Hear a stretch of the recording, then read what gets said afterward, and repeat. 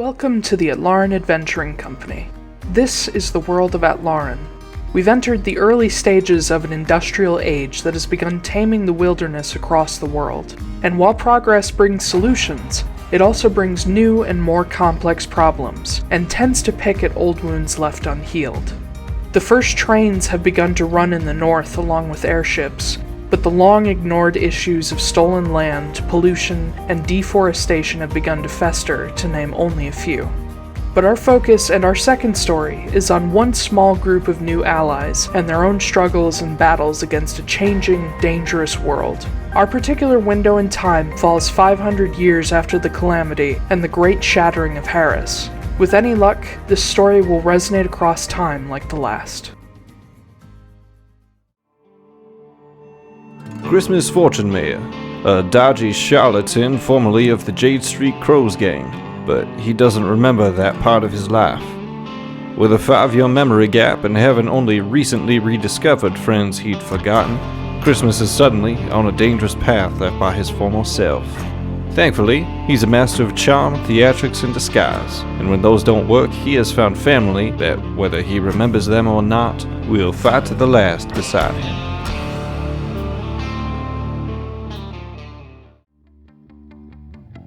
Magda Wrenly, a professional mercenary and member of the revered Taiylor clan of monster hunters.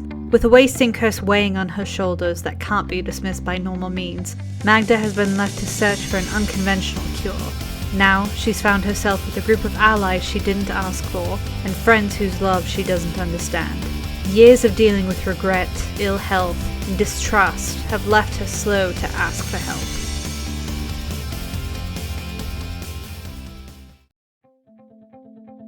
Noah Borago, a cheery alchemist from Reese's Ridge and son of a well-known engineer and apothecarist.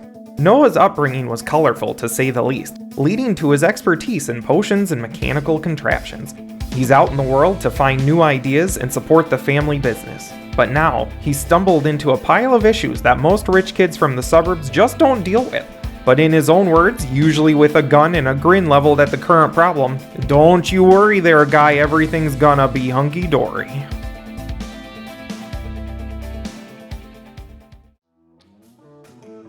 Foostrak Wildborn, a wandering warrior from the Nathar clan and student of the runic battle traditions of the Giantkin.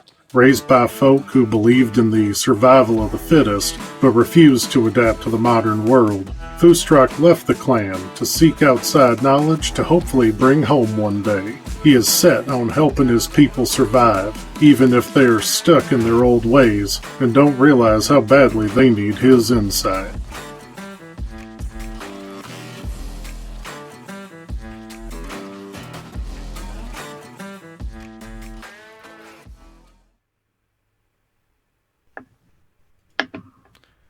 What's this? Is it the Atlaran Adventuring Company back Oh on the my internet? God. What? What? Y'all tried to cancel us. And then we said no. Hi, everybody. We're back. We lived. Hello and welcome. We lived, to everything.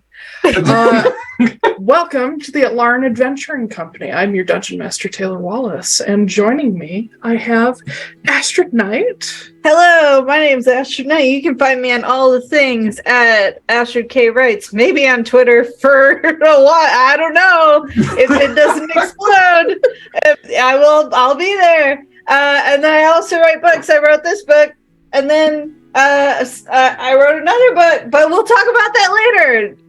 Yeah. Back to you. We also have Blake Wolfe. Hi, I'm Blake R. Wolfe, and you can find me at Blake R. Wolfe on TikTok or BlakeRWolfe.com. I've written 14 books now, I think. 14 is going to be published this month. 1-4. That's it. That's all I got. Not 4-0. 4-0. No, not is 40. where you'll be at not the yet. end of the year, right? Yeah. Yeah. Maybe 2023. That's realistic. Back to you, Taiylor. Okay. We also have recently published author Zack Gale. Hey everybody, my book finally came out. It's a thing and I did it. And it's weird to hold a physical copy of it. Yeah. some empty houses might really be haunted. You can get it on Amazon or at Barnes & Noble in ebook or paperback. I'm on Twitter for however long Twitter exists, at Zachary G. Author, and maybe starting a TikTok under that name if I can ever not be a pussy about it. TikTok. Listen, you don't have to show your face on TikTok. You don't. It's You can true. just show your book. You can just, I'm just You can do what I do, just just be get stupid. like a clip art of your book to just like keep over your face whenever you're doing a TikTok. Yeah, But you can what be if like my Chuck mouth Tingle. He cuts wears a through it bag then? over his head. About You like can do the Daft eyes Punk. and mouth thing, yeah. Yeah, Yeah. And we have our long-suffering stream master, Zack. Hi, if you want to see me rant about how terrible the Denver Broncos are, you can go find me on my Twitter. It's over there. These are my books. Don't you only have like 2 tweets? These are my books. Not anymore. Oh. Yeah, I decided that if Twitter was going to go out in flames, I was going to contribute to the fire. Nice. Flame on. Back to I you, Taylor. I would like to become verified as Toblerone. Yeah. Be like, everyone gets free Toblerone for life. Yeah, all you have to do is write this mailing address. Yeah. Watch Don't try and just Toblerone bite this chocolate die. bar. It'll hurt your mouth. Oh my Yeah. You can use these as spike strips. Go and throw them in the streets. Oh my god. Anyway, as I mentioned, my name is Taiylor Wallace. I'm your dungeon master and editor, and now technically an author. I don't have a copy of the book. Somebody hold it up. I do. Wait, you're I in the have book? a lot of copies. Oh, that one. Yeah. Oh my god. You know, the one that we all I worked completely forgot we wrote that one. Jesus Christ. Oh my God. As y'all can see, Officially been nothing's too long changed. since we've played. We completed The Wayward and the Wanderer, book number 1 of the Hey. Obsidian Archive, the first book based on our first campaign, which was just me, Ben, and Ash. You can see we have some beautiful cover art. And I got many our- compliments on it Yes. at Grand Rapids Comic Con. Yeah, I Limbo had- did such good. Limbo Art did the artwork. He is so freaking good, you guys. Yes. Mm-hmm. I got a lot of compliments on it from our guests here on Thanksgiving, so that was pretty nice. If you are interested in having this book for your own, it is available on Amazon. Just look up The Wayward and the Wanderer, or if you already know Blake's work, just look for him. You'll find it. The tag that I have been using is bards, sorcerers, revenge, geese. Oh my.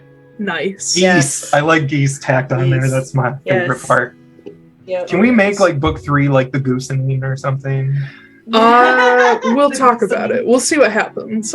Geese, gods, and giants. If you, I do technically have a Twitter at Taiylor Wallace, TAIY. Hi, why? LORWALLACE. Sorry. Make sure you misspell it or you never find me, but Twitter's dying, so it doesn't matter anymore. Thank you, Elon. Twitter is on life support, you, and Devin. nobody will pull the plug, even though that it's in a vegetative state.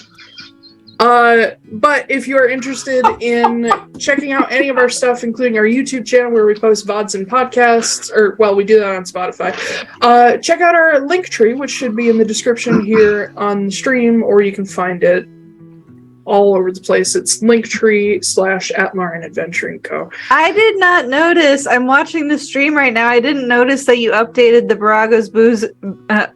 Borago's booze. Hell yes. I love it. Open the That's- door. right. Now I That's need their to cousin, update it yeah. again, Astrid. Brews, bombs, and booze. Yeah, I didn't realize you updated it to bombs, and that's great. I'll Add a need to little get it. and bombs on the end of it. Yeah. Oh, love it. But anyway, that took a little bit longer than I wanted it to, but we're way too excited, so it's okay. Yeah. Yeah. We left off at a really terrible spot because we had stream malfunctions and then we had a hiatus. You might Hopefully everybody notice. enjoyed your blue balls. Yeah. Are you ready? Are you ready to jump straight into combat and nobody Yep. do anything? We've been edging you for 2 months, and it's time to shine, baby. Blue balls, the big blue minotaur. Last time. Episode 47, The Butcher's Lament. You guys were in Constanos in Gyaradothos, staying with Wolfe and family. You guys were running some errands. You checked in with a few people, bought a few things, made a few things. And on Rionel the 7th, you went to your, let's call it the final confrontation with Tristan, because he's no longer your enemy. Christmas in particular gave Tristan the option to die or join the Court of Reckoning, and he chose wisely. So he and what's left of the crows are off to become Morrigan's crows. And Sala has also been freed from her marriage vows to Tristan, so she's going to be single for like 2 seconds. Well, I mean, she's technically not even single now, but whatever. I'm just joking. We're going into combat. She could die single. Who knows? Could. That's true. Good. She's gonna be the single lady forever. Yeah. You guys also acquired an arcane airship keystone to the Anachron, one of only 5 arcane airships left in the world, and Noah currently has it. Which we'll get into that shit later. I'm so excited for this stuff. Like, I've told these guys about it, but I can't wait to talk about it on stream. After getting all that, you guys headed back to pick up Foostrak's family with the intent to head to Frosthold to help out Droval Easterland, who currently needs some help, according to Desiree Zafir. But upon arriving, you found that Taiylor and Valkyrie, Foostrak's father and brother-in-law, respectively, were there trying to demand to see Rodri and Rayaru. You guys didn't really allow for much bullshit before Noah vortex warped Taiylor over to an already giant-mighted Foostrak, and you started with a baseball bat swing, so we're just jumping right into combat. Everybody roll initiative. I should also mention I was also already raging. Yes, you are. Yeah, I think. Do we have a map? You? Do we have a map? Are you kidding me? Okay, Oh, I'm just asking. Oh no, I forgot about Roll20. Oh my gosh. So we had one set up.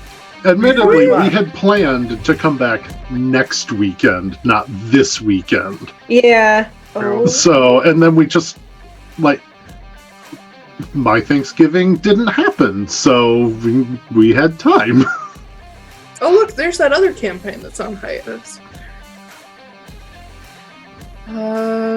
Did I set up a map before?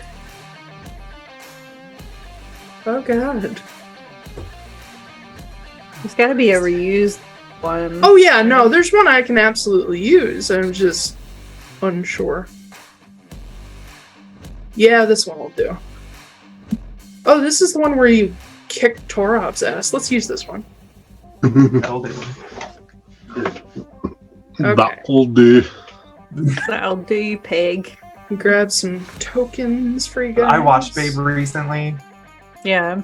Why do I have to cry at the end of Babe every single fucking time? I'm just so happy that Babe got what he wanted. I don't think I've watched Babe since I was like 10 years old. It is wonderful. Actually, my Christmas cards are gonna be my Christmas cards are gonna be My Babe Christmas themed. That's your- potatoes. If it's a pig, it's Christmas protein, so. That's true. No, my Christmas cards will be Babe themed, so Aw. Cute. they're gonna be adorable and hilarious. Little piggies. Maybe. Maybe. Or maybe they'll be the mice. Oh yeah, I like it. Just throw Templeton on all of them. That is not Babe. That is not Babe. Oh, sorry, that's Hey, Charlotte's Web. I recognize Mobby. this Okay, so we've Okay. got A lot. Look at all these fucking cows. Yeah, damn. Oh, we need some grass and a fence. Start a farm. yeah, and some bagpipes. Yeah.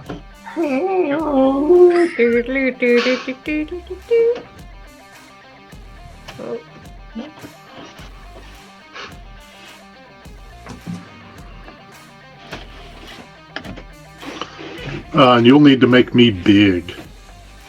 Oh yeah, you big Boy. cow. Yeah, big boy. Wah! Ah! My voice doesn't make that sound. I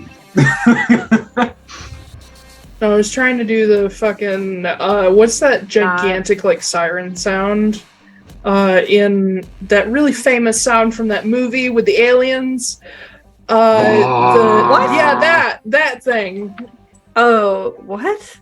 Is that I from don't know what Independence it's Day or called. something? Movie with the aliens. It's That- like or game with it. I don't know. That they do that in A lot uh, of movie Christopher trailers. Nolan movies. Yeah. Anything that Hans Zimmer did the soundtrack for. Yeah, like Unless it's Inception a pirate has movie. it. Interstellar has it. Sure. Yeah. Just Oh no. I guess he does do that in the pirate movies too. A little bit. Yeah. That was. I remember us doing that when we were in our first campaign. Every time Yeah. we're on the ship, we're just like da, da, da, da, da, da, da, da, and just keep going more and more manic. All right, initiatives. I need anybody over 25. I should probably roll that. Over 25? Yeah, because sometimes I don't know. Coop, you're supposed to be the responsible one. I'm responsible for a lot of things right now. Over That's 20. very So true. sorry that I forgot the dice. Anybody over 20? Dear God. Anybody over 15? 16. Okay. No. Foostrak. Anybody over 10? For fuck's Anybody sake. over 5? 7. 2? Oh no! Oh, buddy. Technically, it's a 6. Well, why didn't you fucking... That counts when it's... I know, you said over 5. And so I said 1. Technically 6. Okay, sorry, Magda, what was yours? 7. Okay. Still going last. That might be the best initiative Magda's rolled all game. That's not true. That's not true at all. It's the best attack roll she's rolled all game. With the Kusarigama, at least. Yes, yeah. Fuck all you bitches. I'm glad I gave Nothing's her a different changed. weapon. No.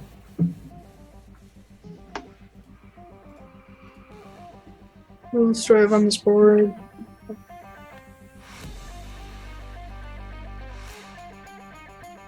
Sorry, there's a lot of people. Who am I missing? Tora and Wolfe. That's gonna be the theme song for the airship. Just so everybody knows. Yep. I'm sure I can find some like knockoff unlicensed music that sounds Yes. almost Yeah. exactly like the music. It's like from da da Pirates. da da da da da da da da. Yeah. Exactly. Yeah. Okay. So first up in our initiative is actually kind of shockingly Volkry. I mean, would the swing... Like, Torov got teleported and just immediately into a swing. Wouldn't that be a surprise round? I will say that it did take me 2 tries to vortex warp him, so he had It an did, idea so I it's was not messing with him. really That's a fair. surprise. So Volkry the starting tape. off. Anyway, Volkry starting off being that I need to remember how to play this game. He is just gonna fuck up Waffen and Torov because they're right in front of him. Oh, what? What? He's going for the lady? The recently pregnant woman? Yes, My god. the greatest betrayal. Sorry, I know you just spat out a child. Let me fucking deck you. He's not a nice guy. They're just here See. for the baby. They don't care who gets in their way. Kinda, yeah. like to see the baby.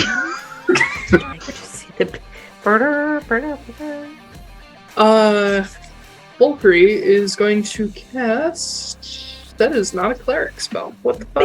Please name your child Veal. Veal? What? Okay. His baby cow. Yeah. Is Minotaur veal just called meal? No. It's the veal on the half hoof.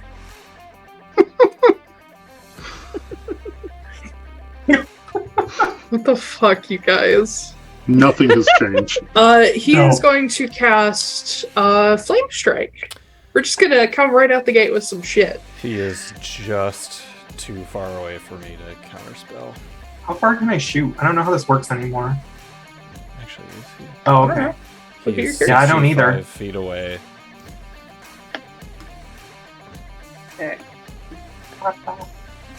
Are you sure he wasn't standing 5 feet closer to? Nope. Sure wouldn't. Alright. Dealing fire and radiant damage against some dexterity saving throws. Those both fails.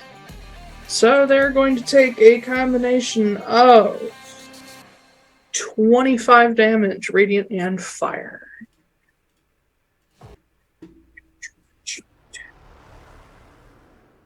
God, I don't remember how I used to manage this many fucking characters. You never actually do. I don't You really. just make it up as you go along. I kind of do, a little bit, but I need to keep track of some HPs because some of these are important. But being that he's a cleric, he doesn't really have shit for bonus actions, so he's just gonna take a hot step backward.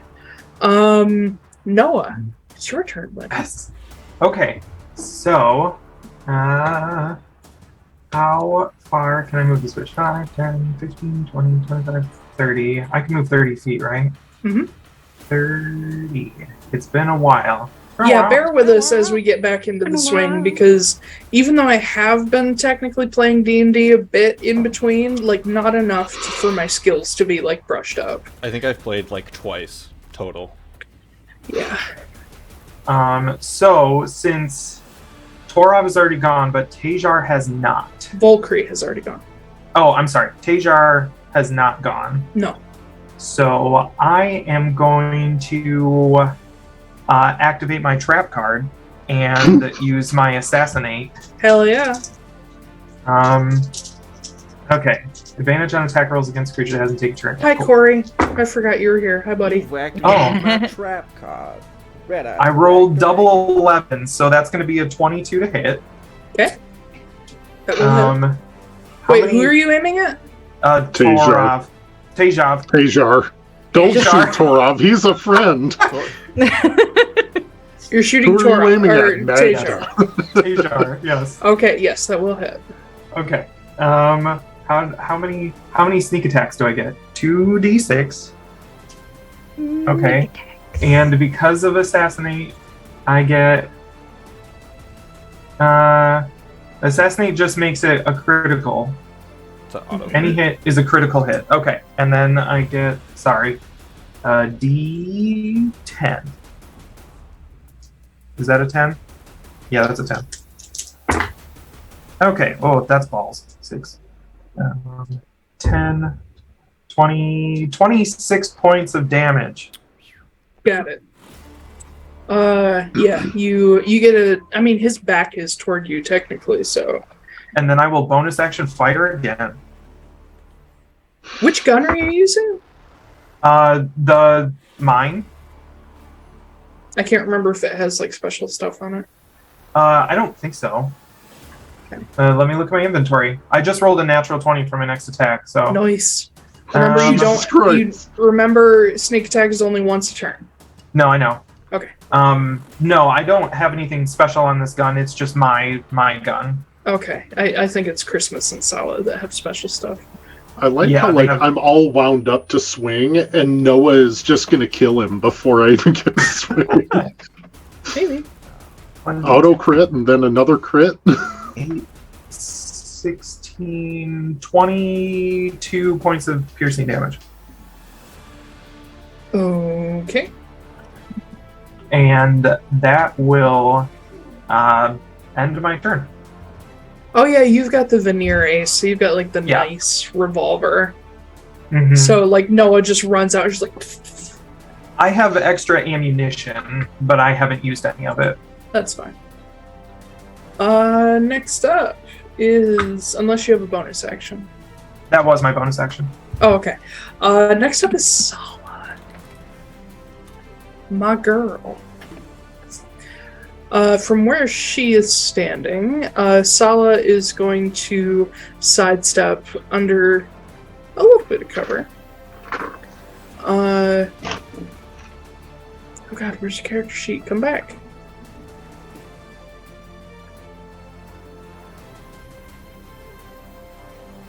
Sala, where'd you go? There you are. And she's going to take a shot with her Monarch Bolt action. That's going to be a 30 to hit. Doesn't hit. Jeez. Taiylor casts shield. It's like almost twice my armor class. Oh, I'm sorry, 29. It's, yeah. Her rapier would make it a 30, my bad. Okay. It makes such a difference. The viscous rapier. Yes, the viscous rapier. But that will deal 19 damage on one shot. And then as her bonus action, she is going to take the hide action. So she will disappear into the shrubbery. Shrubbery. But you guys know where she is, so. Next up is Foostrak. Right. Well, we already know that I am swinging for them thar fences. Yeah. Do you know you guys have already dealt 67 damage to Taiylor? I know. He deserves it. So let's see here. I'm already raging, and I'm already giant smited. Yep. So for a bonus action, I would like to invoke my storm rune. Okay. So like, and I basically think of it like as I come around with the swing, like just my skin turns blue and then like my fur gets like that cloudy storm cloud like look to it, and that phoenix on my chest is just blazing. Yeah. So first attack Turns into Halle Berry. that is going to be a 19 to hit. That does not hit. Ooh, okay. Well, I'm coming back again because I got 2 attacks. Wait. What? Hang on. I have features. I forgot. I Yes, have you do. reactions. I don't know if I can use them on attack rolls. Let me look. You can use your Flash of Genius as a reaction, yeah. Makes an ability check or saving throw. Nope. So is that not an attack? Cool. No, continue. Sorry. Okay. Well, this one is a 30. That'll have. Yeah. And holy shit, it has been a while. Yes. All right, so I need this and I need this. Here it's me. It's me. The problem is me. I hate that song now. I'm using it on all my TikTok videos to get more views. Yeah, I mean. So that is 20 damage. Mm-hmm. And then I am actually going to action surge. As one does. Huh? To get 2 more attacks. That's gonna be a 20 unnatural. No. Oh. Jesus, all right. He's got a bitch in armor class. This is Yeah, that's like 21. Jesus Christ. Well, at least I get a second attack. And that's going to be a 22. Just hits. Yeah. Fuck. Fuck off. What? If Fuck someone off. can give me a ring of protection, that will bring mine to 22. Taylor's got some tricks up his sleeves. All right. Even though he doesn't wear a shirt. That's going to be a 19 for damage. Huh?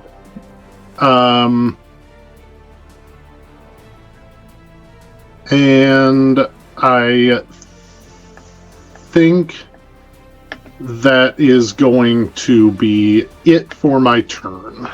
Cool. That makes it Torov's turn, and he's going to chase Volkry. And he's going to take You little son bitch. You come to my house. Big brother!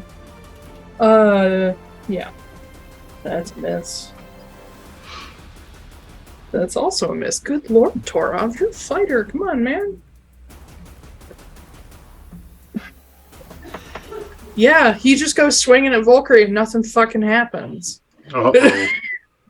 Oh, God. Granted, Volkry has a pretty good armor class, but still, Torov's, you're losing it, man. Then that will bring us instead to Taiylor.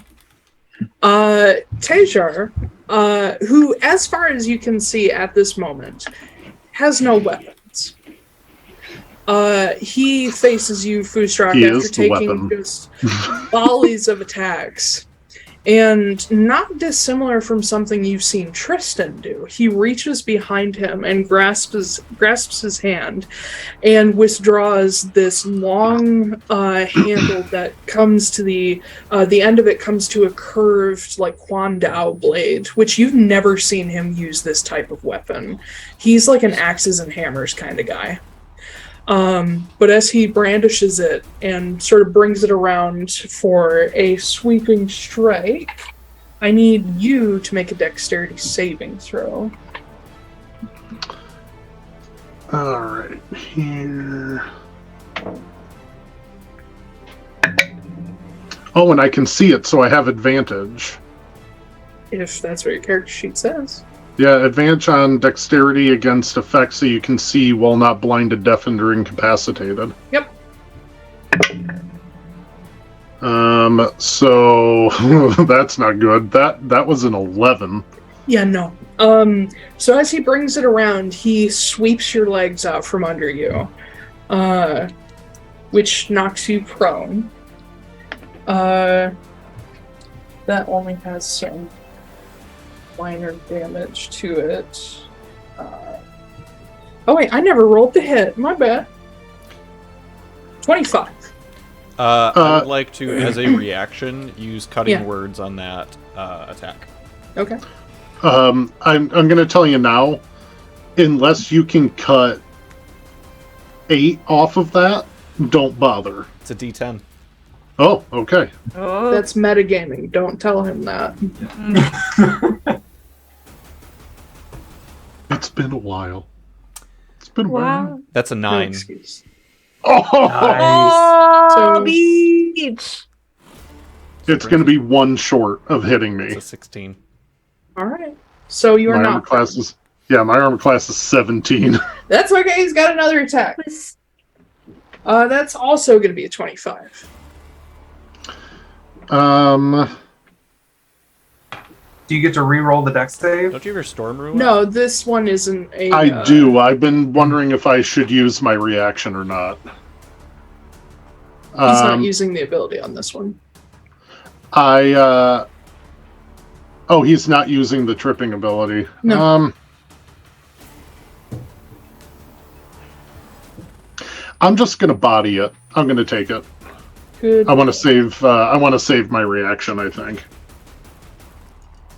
Use it before your next turn. It's free. Oh, I know. Okay. So that is going to be 27 slashing damage Halved. plus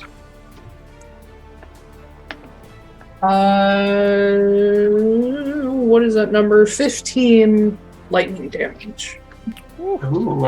As he sweeps this Kwandao around, after failing to trip you, he just brings the blade back around and slices you across the sternum, and you feel all of your fur stand on end. What else does he have? As his bonus action, Probably has a drinking problem. his bonus action, he is going to pull a vial from his belt and drink it. I can't believe you said drinking problem at the same time. I was gonna say he probably has a drinking problem and questionable political It's just standing. like straight Yes. tequila. Absolutely. It's not even a potion. He's Teacher. just like, fuck! Tequila. Taylor absolutely stumbled into this battle wearing a MAGA hat, for sure. Yeah. Just little MAGA streamers on his horns. Ew. Uh-huh. He's got Don't an tread on me American shirt. flag like mounted to his butt or something. Magda, it is your turn. Okay, 16 bumper stickers. so I. You don't have a Kusarigama anymore, so you should be okay. Oh Yeah. my gosh! Shut the You could fuck also up. trade some of your AC from that Defender Rapier to hit harder. Yeah. Oh, No, I you forgot can- you about can- the Defender Rapier. You can trade Yeah. its bonus to add to your AC. Yeah. Oh, that's it. Sorry. Wait, what's the bonus on it? Plus The 3. Defender Rapier has the bonus damage, but you can choose to forego it to increase your AC. Oh, so instead of the +3, then I can add 3 to my AC. Temporarily. Yeah. I won't do that. I think I'm just gonna go at the boy and give him a couple slashes. No. Oh, This never tone mind. That would be sticker of a metagaming, so I'm not gonna say it. Yeah. No, hush. We're not Okay. dealing with it anymore. Well, that's damn not it. gonna work anyway because that was a 19. Nope. What's this Um, one? This one might hurt. Ash, What? that 19, I will invoke my Storm Rune on that as a reaction to give you advantage. Oh, yay. Okay. Well, the second one that I rolled was a 24, so That'll that hit. one hits. And Yeah. then the re-rolled one is the same thing. Okay. So only one of them hits. So Granted, it's not your fault you missed. This is just to high AC. damn it. You actually rolled really Yeah. well. Yeah. That's 11 points of damage. What kind of And damage then- is what? The slash Is piercing the rapier? damage. Okay. Yeah, it's piercing damage. And then I don't know why it's piercing and not slashing. Because but you whatever. don't swipe with Rapiers rapier. aren't a You- slash, they're a It's a poke. fencing weapon. Blame the movies. Anyway, and then as a bonus action, I am going to invoke Blood Curse of Binding. So I attempt to bind a larger, smaller creature that you can see. So I'm pretty sure he's not a large creature, right? No. Yeah. Within 30 feet, it must succeed. Oh, damn it! It's a strength saving throw. A strength That's saving why I throw. didn't use the flames, the flaming Well, shackle. you know what? I figured I would try. You never know. So strength saving throw. Fuck. Uh-oh. That's a natural one. All right, so his speed is reduced to 0, and he cannot take reactions until the end of my next turn. Fuck you. You have such a good reaction, too. Not Ah. anymore. Oh my god, I can walk right past Yep. him. Oh, hell yeah. Yep. If I were to do that, would I be able to? Would he? Yeah, he can't. He can't do a reaction on me then. No, you can If walk I away. move out of his range. Look at you. In our break, Look at that, everybody. in It's our been break, worth it Ash too learned long. how to play D&D, everyone. Shut the fuck up! I knew how to play D&D. It's just my stupid rolls. It just never worked correctly. Fuck off. So, being that Magda has set a pretty good stage, Walter's gonna walk right the fuck up to Taiylor. And we gonna do... What kind of caster is... Well, he's a wizard. I've forgotten everything. You're a wizard, Walter. You're a wizard, Walter. Well, he's a wizard. All right, and everybody say it. We all have the same brain cell. We just- He's a wizard and he's a hex Pass it blade. around. It's like a conch, but it's just one brain cell that we Yeah. all collectively share. Yep. He is going to use... Oh man, how crazy does Walter want to get? Yes. Crazy as he wants. Walter is going to cast Spell. Walter is going to It's super cast effective. Power Word Kill. He doesn't have that, but he does have Disintegrate. Oh, Ooh. God. You know what? If he's going to Fuck it. disintegrate one, Valkyrie probably would be the one to choose. Oh, actually, he's got a good one that he would want to use in this situation. He's going to cast Power Word Stun. Ooh. And it's going to work. Yeah, it just works. There's a lot of confidence in that. Yeah. It's a Cast like power. a hit point It's a hit Oh, point thing, yeah. you have to get to. So, Taiylor is... We're gonna use a lightning bolt for paralysis. He's stunned. Oh no, now next. He's dead. And then, because Taiylor can't do shit, Walter's just gonna take a step back. And as Walter steps back, he gives like a little bow toward Foostrak. Just sort of a, he's all yours. Little fancy man. Christmas, it is your turn. Speaking of fancy men. Me. Let me just see how far I can get. 5, 10, 15. I had Meanwhile- such a What? I had such a fun idea to do in this combat, but I cannot do it with all these people around me. We gonna blow yourself up? No, I had this No, it's idea that I Noah's was gonna job. I was gonna stick a hand out to Weafin and catch the Sunforger so that it fucking explodes. Everybody step back. I mean, you can still do it. That's true, but Walter is probably gonna get real hurt, and Magda too. I don't know. I got 159 hit points. Let's light this candle. I'm pretty sure that's Noah's Noah's catchphrase used to be "It's going to be hunky dory," and now it's just "Let's light this candle with a half a pool noodle worth of dynamite." I love that that's the unit of measurement. We've Oh, set do a it. new Do metric it. standard in Atlaran pool noodles. They don't. Foam doesn't even exist yet. I'm going to just pass by Foostrak and 5, 10, 15, 20, 25, 30 right there. I'll just walk by and be like, well, you seem to have this covered. I'm going to help your brother. So I will go here, and then how far is this? How far is this? 45. Ace of spades. Yeah, nope, that's exactly what we're doing. So I will draw the Ace of Spades. I do have... I cast Weapon of Reckoning and Armor of Agathis before this encounter, so I have both of those up right now. Yep, So, you did. first attack. Does a 19 hit Valkyrie? Hit Valkyrie? Yes. Yes, it does. Wonderful. That is... We're going to use fire, because fire's fun. That is... Oh yeah, a lot of people are gonna get hurt if we do the Sunforger thing. I know. Well, actually, it would not be centered on Taiylor. It'd be on me because I'd catch it. Oh yeah. Well, close enough. Yeah.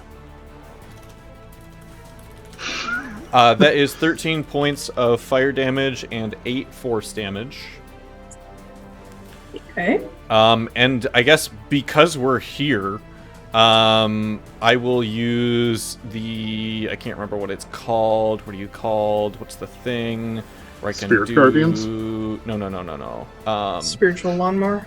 No. Well, this is my action. I can't use a spell, but I'm going to use War Maiden's Might. Nope, not that one. What's it called? What's the thing? What are you talking about? Where I do the... Bear with me. Yeah, War Maiden's Might to burn a Warlock spell slot and attack again. Oh yeah. Yeah. So, this is a... That's not a d20. That's a d20. That will be... Morrigan! That is 6 plus 11. That's a 17. I'm also, before you tell me if it hits or not, I'm going to use a Blessing of the Bave to add an additional 3 to the roll. So make it a 20. That will hit. That will hit. And... Also, Koop, it's Baev? I don't know. My God. I know it's spelled. I know it's spelled B-A-D-B, but it's Baev? It's 5? I thought it was Bave. I don't know. It's Irish. Nobody knows. Yeah. Even the Irish don't know. There's no rules when it comes to those pronunciations. Go learn Welsh and then we'll figure out that language too. So- We've just lost so many viewers. Taiylor, I need to. Oh, yeah. I need to make an addendum to the previous thing because I forgot it's the normal damage plus the fire damage plus the force damage because this weapon is ridiculous. So, add an additional 7 points of damage to the first attack for just the bullet. I didn't even catch what the first attack was. So the first attack was 13 points of. Actually, I will fix it. It's No, I 13 remember. points of piercing, 7 points of fire, 8 points of force. I'm writing it down because I know how complicated it gets. Okay. The second attack does 15 points of piercing, 10 points of fire, and I have to check I have to see if Weapon of Reckoning is every attack or if it's just once per turn.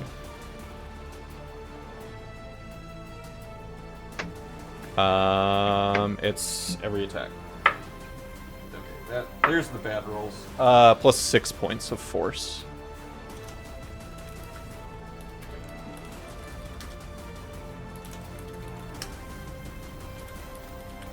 So, total, 28, 43, 53, 59 points of damage total. Don't worry about adding it all up for me because I have to do extra math when it comes to the magic damage. I figured. Those are my actions. As a bonus action, I am going to give a Bardic Inspiration die to Foostrak. It's a D10. Yeah. End of turn. That'll bring us to Waffin. Raging Mama. Hell yeah. 1, 2, 3, 4, 5, 6. Oh, she can just make it to him. I got that baby on my hip, and I'm swinging a mace. I don't. Well, she doesn't, but yeah. The baby is there. Oh my I hope the baby's not there. No, he's not. He's just like swaddled in one of those packs in the back. In a Just like little trying not to hit it with the Little hammer. Bjorn. All I picture is that inside of this place, Rayoru is just standing outside of Rodri's door, and Lorcan is in there, like in his room, and he's just sleeping while there's just screaming and like guns firing outside. Why is it called a baby Bjorn? Bjorn means bear.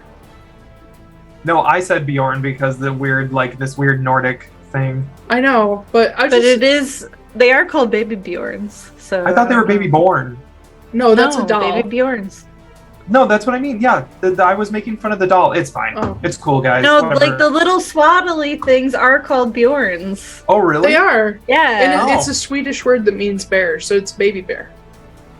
Yeah. I don't Weird. know. Maybe it's just. I don't know. yeah. Maybe if you wrap them up the right way, they look like little bear mummies. They probably do. Yeah. Anyway, wave them. Speaking of bears, she is going to draw the Bear Mother's Reach hammer, which is a what was it originally? I don't know. It's like a dwarven looking like hammer, but it's great. Gotcha. Actually, Art you know Deco. what? No, you know what? She's gonna use the roaring instead. Because the Bear Mother's Reach is a throwing weapon. So she's going to draw the Roaring, which is a long sword. And she's going to take a couple swipes. Yes. Oh yeah, and this was the sword that Taiylor tried to steal from her, too. So excited. Alright. I don't think I know anything about that. It is her Arborian weapon. It's her ancestral weapon that Taiylor tried to keep for himself. Oh, That Yeah. bitch. It's yeah. And then the Bear Mother's Reach is her gift from Zerai. And then Sunforger is, I think she won that weapon? I don't remember. But anyway, she's got a whole kit going on. a whole and the kit and roaring, caboodle. the roaring Yep, has that's where she got him from. yeah. The roaring also has a plus 12 to hit, so it's gonna be fun. Okay. Okay. That's gonna be a 31 to hit. Rolled a 19. And Oh, she and I have the same attack then. That's nice. second attack is gonna be a 25, so those will both hit.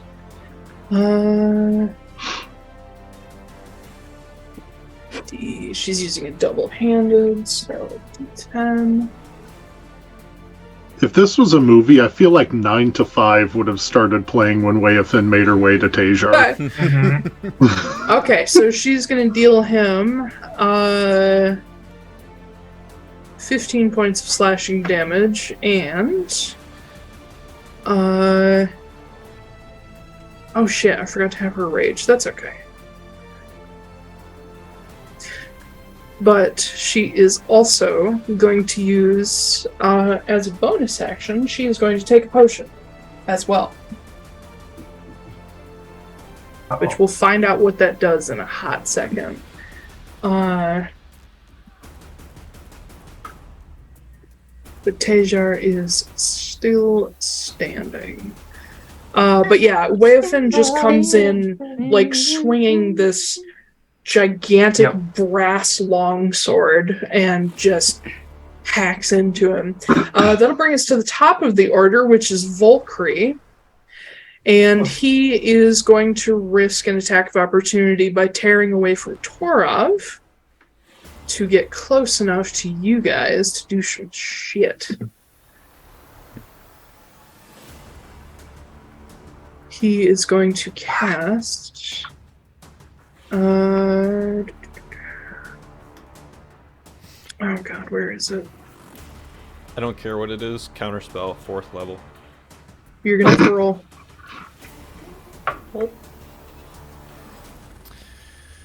That is going to be a... Where are my things? That is a...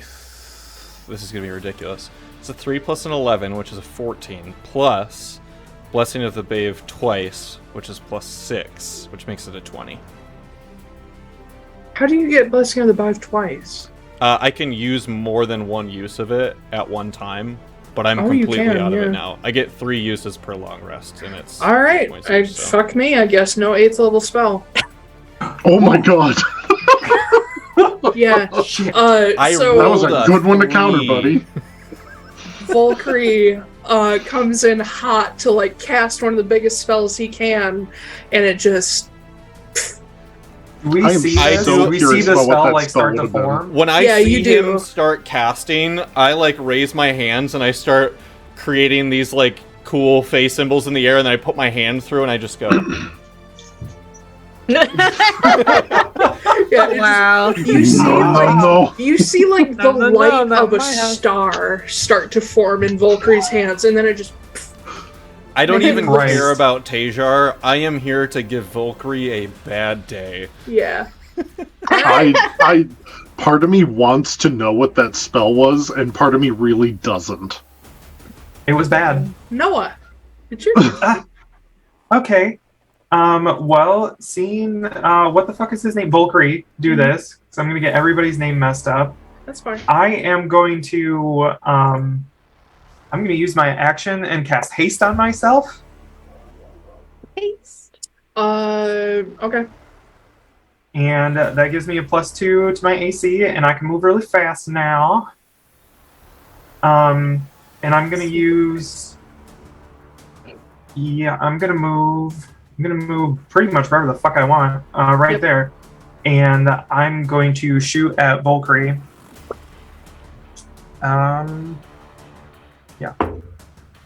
That's gonna be an 18 to hit. To hit Valkyrie? Yeah. No. Fuck. Bonus act. Oh, can I bonus action shoot again? Can you? Well, I can, but can I if I miss? I don't know. Yeah, if you used your attack action, then you can use your bonus to attack. Okay. That's much better. That's a 27 to hit. Yes. Okay. That's going to be 14 points of piercing damage. Okay. And Valkyrie's not looking great. That's everything plus my hasted action. So yeah, that's all of it. Okay, yeah. Valkyrie is not looking super great. But he is still standing. Taiylor, not looking super great either, but it probably could take a little more. Oh, he's gonna. Sala, who is currently hidden, is going to move through cover. Oh my god. And following Noah's lead, because Sala seems to follow Noah's lead a lot, I've noticed. That's not a conscious choice. She's just also a person with a gun. And she's going to take a shot at Valkyrie from cover, which will give her sneak attack. That's an extra 20 for Sala. Yes.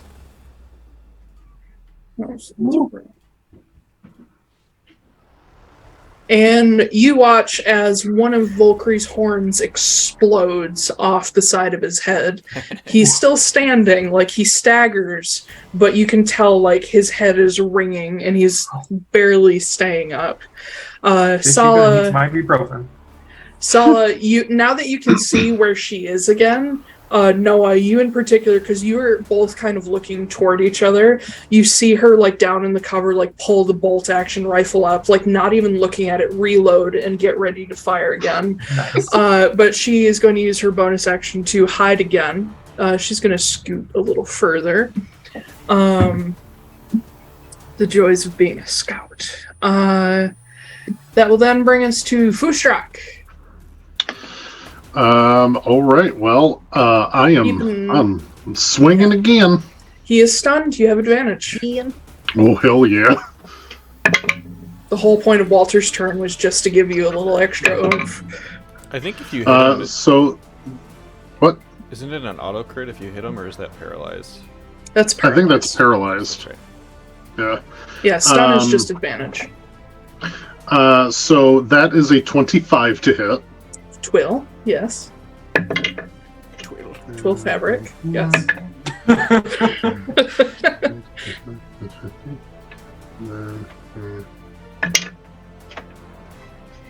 So that's another 19 damage for my first attack. And then for my second attack, 23 to hit.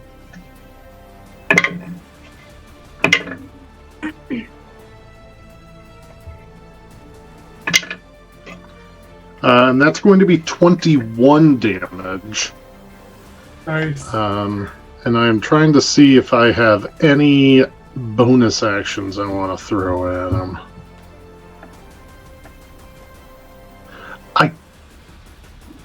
So if he's stunned, what all does he have disadvantage on? He can't do anything. Yeah, I don't think he can make saving throws. I think he has disadvantage on saving throws. He can't take a turn. Well, in that case, I will. Can't move and can speak only falteringly. Automatically fails strength and dexterity saving throws. Oh, then I'm going to put some fire shackles on him. So he's going to take an additional 2d6, which is going to be an additional 5 damage. And because he fails his strength saving throw, he is restrained for 1 minute. Is that an auto fail or disadvantage, Koop? Auto fail. Okay. He's going to be restrained for 1 minute. While he is restrained, he's going to take 2d6 fire damage at the beginning of each of his turns, and at the end of each of his turns, he can attempt the strength saving throw to banish the shackles. Okay. And he goes like right after me, doesn't he? No, Torov does. Okay. I'm just going to roll the damage for the beginning of his turn now so I don't forget, if that's Okay. good with you. Yeah, that's fine. That was a 6, and then a 1, because of course that's another 7. Okay. And that is going to finish my... as I attack him, I'm going to let him know in no uncertain terms that my name is Foostrak Wildborn of Atlaran. Oh. I am the chosen of Elen and a knight of Ethvara, and you're going to stay the fuck away from my family. I Yeah, love and this that's when I'm going to fucking club the ever-living shit out of him. Nice. And now it's the end of my turn. Yeah. He can't do anything, but as you say this to him, you see the rage, like, that has already kind of been starting. Like, he's, like, not mechanical rage. The rage starting up, but... Not Rage Against the Machine.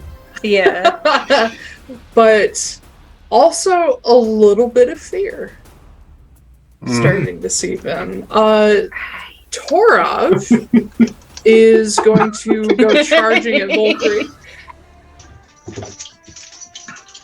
Oh my god, Torov, you're fucking useless. Love us. Can't even hit your cleric brother, what the fuck? His turn's just a waste. Should I skip him in the initiative from here on out? Oh my god. He goes and tries to charge Volkry. And even in his wounded state, Volkry still has the wherewithal to turn around and just, like, catch his horns with his staff. But that will then bring us to Taiylor. We already did the damage, so that's good. He can't do anything. He's stunned. Magda. Okay. Taiylor just stands there trembling. He's still stunned? Yeah, it doesn't end until Walter's turn. Fucking yes. Okay, He's stunned for a round. I'm gonna go back up to him, and I'm gonna do... First of all, I'm gonna do a bonus action Just walk to up get to my... him and slap him. Yeah. No, I'm gonna do bonus action. I'm gonna get my Crimson Right going, and I'm going to imbue it with... Choose wisely. Yeah. Let's go psychic damage. That's wise. Yeah, let's go psychic He's damage. What? You're correct. He's not wise. Yeah. Yeah. Okay, psychic damage. And then, yeah, so I'll just hit him twice. Okay, you have advantage. Misses both. So the first one is going to be 27. Okay. Second one is going to be 24. You both hits. So they both hit. Woo! Okay, so first attack is 17 plus... Oh, I have to roll for my Crimson Right, that's right. Mm-hmm. Plus,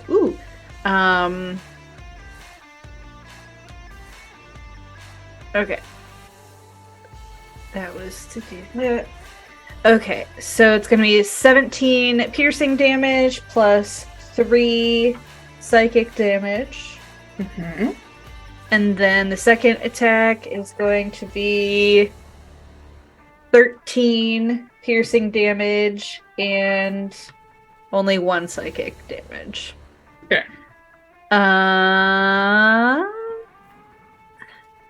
Can I do anything else? No. But he's still stunned, so I will get out of his range. Yeah. He is looking bad. That's right. Fuck off. Fuck off. Fuck off, you fuck it. Yeah. Yeah. Okay, there's always surrender. That'll bring. Well, he can't. He's stunned. Yeah, I thought he could talk. That brings us to Walter. He talks in like garbled nonsense when he tries to talk. Yeah. And Mr. He just Dime. moves.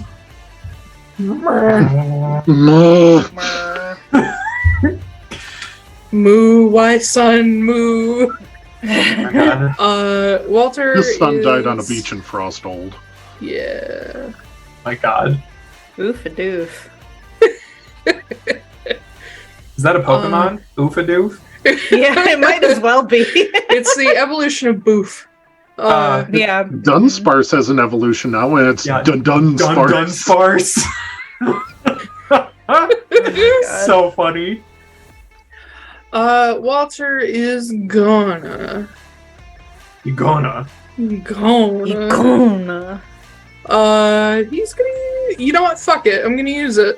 He's gonna cast Disintegrate on Volkry. Thank you.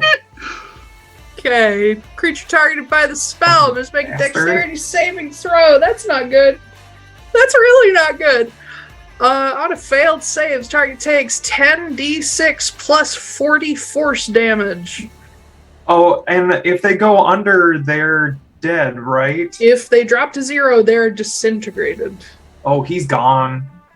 He's gone, girl. What did I just read? 10d6 plus 40.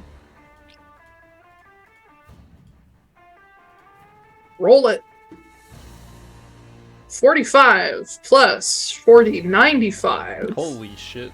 And 45 plus 40 is 85. 85, my bad. Whatever, it doesn't matter. It drops him well under his hit point 0. Target is disintegrated if this damage leaves it with 0 hit points. A disintegrated creature and everything it is wearing and carrying except magic items are reduced to a pile of fine gray dust. The creature can be restored to life only by means of a true resurrection or a wish spell. I kind of feel like Weafin and Tora might have a little bit of a problem with this. Are we gonna go a little overkill here? He's gone. You watch Volkry in silent horror look down at himself as his fingertips begin to just drift away on the wind in the form of ash, as Walter has just kind of flippantly cast a hand toward him with this sickly green ray. And Volkry turns and looks at Torov in his last moments, and you can see his face just falling away to ash, and the two of them sort of hold each other's gazes for a second, and Torov swings back and slams him with his sword and just casts him to dust. I'm flashing back a little bit. There is no fucking spell in this entire game that is more terrifying than Disintegrate. There is, for real. Like, how do you think I feel? Is scary, but Disintegrate gives you a second to think about it. Exactly. But yeah, Walter, after he does that, he just sort of... Hey, Taiylor, with Disintegrate, everything is disintegrated except magic items. Correct. Is there anything that gets left behind? Oh, there's a bunch of shit. Just like... But it's all covered in a fine layer of dust. Yes, it's all covered in cremation dust. It's like Kratos. Oh my god. But yeah, that's Walter's turn. We're just gonna take Volkry off the list. Christmas. Alright. Well, that changes my plans, because I wanted to kill him, but it's fine. What Walter did was cooler anyway. His ashes later, it's fine. So I am going to give Taiylor a really bad time. So I was like gun drawn. I don't have to. I ignore reload actions, so I imagine Christmas just has like bullets between his fingers all the times, and so I like reload that, and I'm just like, Walter, remind me never to get on your bad side. And I will regularly turn around. Now that Walter's turn is done, does Taiylor look like he's sort of coming to a little bit? A little bit, but he's still restrained by flaming chains. That's true, but like mentally, he's like come around a little bit. Yes. Okay. I'll just like whistle and be like, "Hey, over here." Does he look? Yeah. Yeah, he turns to like look over his shoulder at you. Cool. I'm gonna release Weapon of Reckoning with a bonus action, and I need him to make a Constitution saving throw. Okay. And I am going to, as a reaction, just automatically use a Bardic Inspiration, so subtract 6 from whatever he rolls. I did roll a natural 20. Okay. So well, never mind. 20. So he is not blinded. No. However, when I release the spell, he's not blinded, but I do teleport right next to him. Okay. And then I'm going to cast Spirit Guardians. At sixth level. Yep. Oh my god!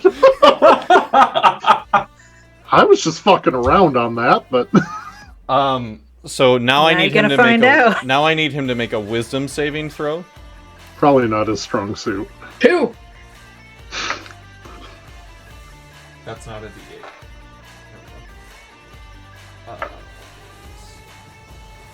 I expected Taiylor to have a better showing than this. I'm picturing this 6th level Spirit Guardians being like the thorns in Sleeping Beauty, just like erupting out of the ground full of all the these brambles. fairies. We'll get there. We'll get Oh, there. okay. Because I Instead of haven't fairies, it's used just this. crows. I haven't used this since the change in patron yet.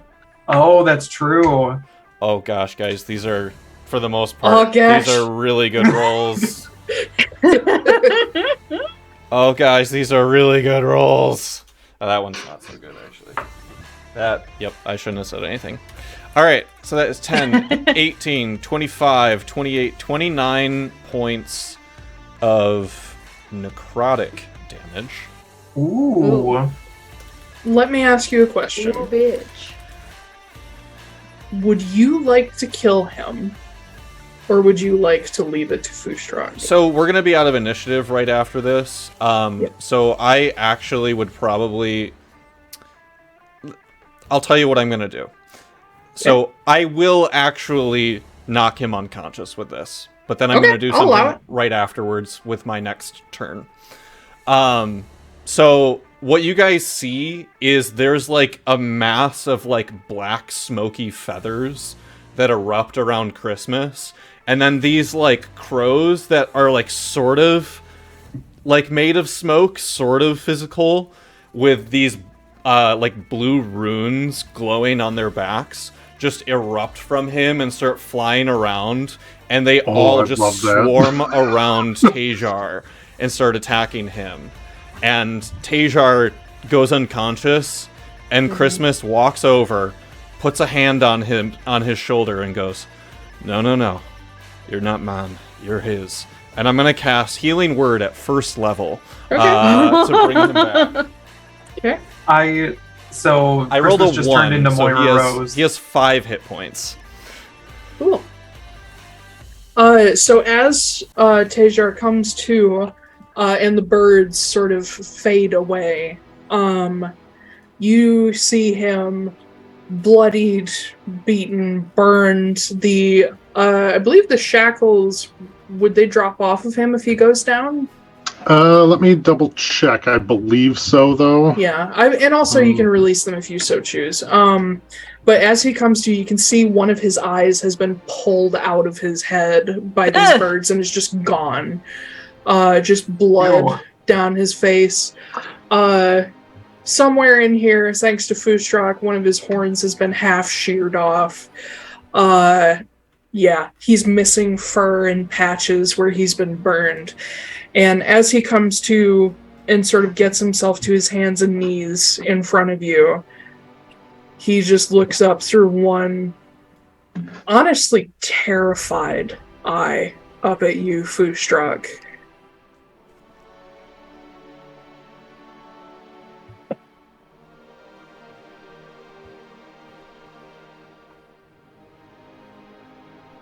I will not allow you to steal my son's childhood like you stole mine.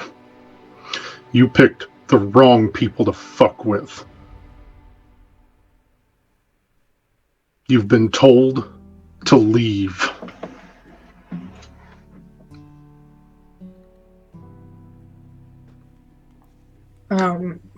He As you're speaking, he slowly lowers his head and sort of sits back on his knees.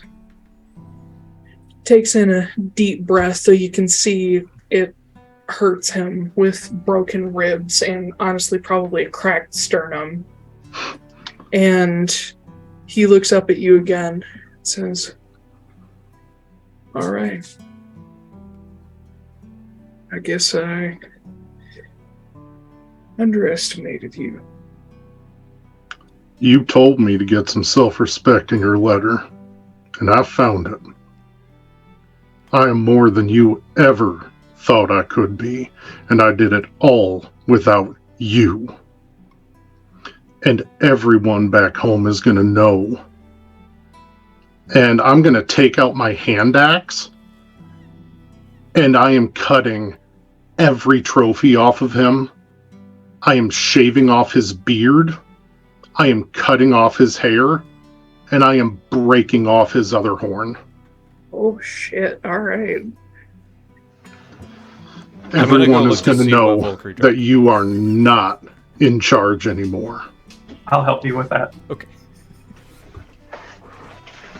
Yeah, And I'm gonna promise you something right now.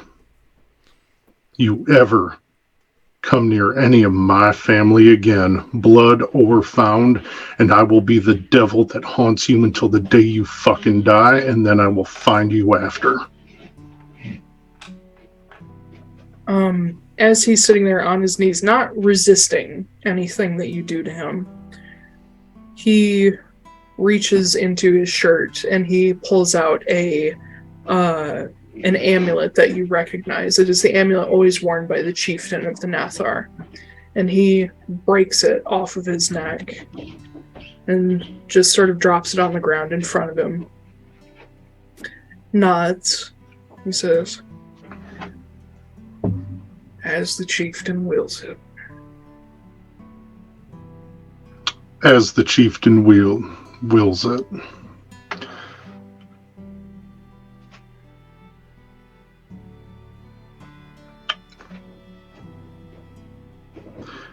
I'm going to be real honest with you, Taiylor. You're about 20 pounds of bullshit in a 10-pound bag. You always have been.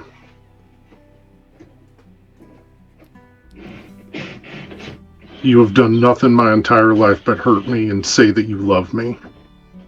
I've gone to bed countless nights hungry because I didn't meet your standards, bruised and bloodied. You were the worst excuse for a father I ever could have had.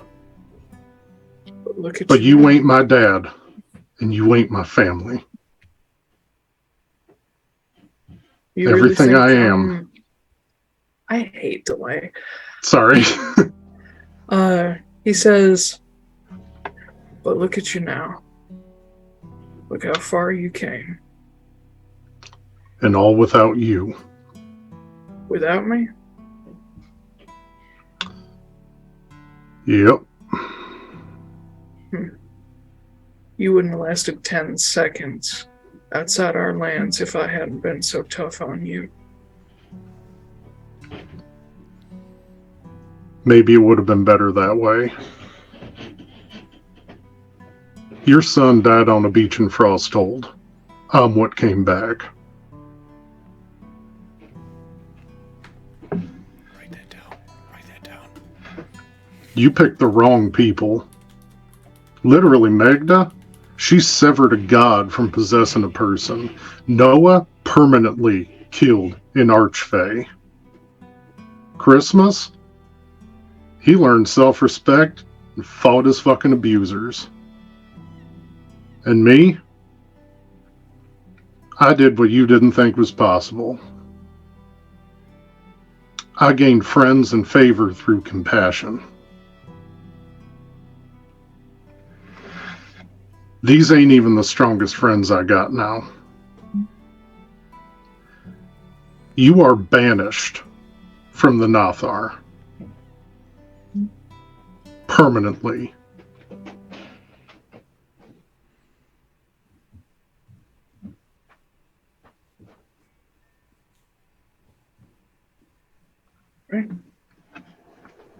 So be it. And he slowly starts to pick himself up. And you see him turn and look back at the pile of dust that was once Volkry. And he looks at Torov.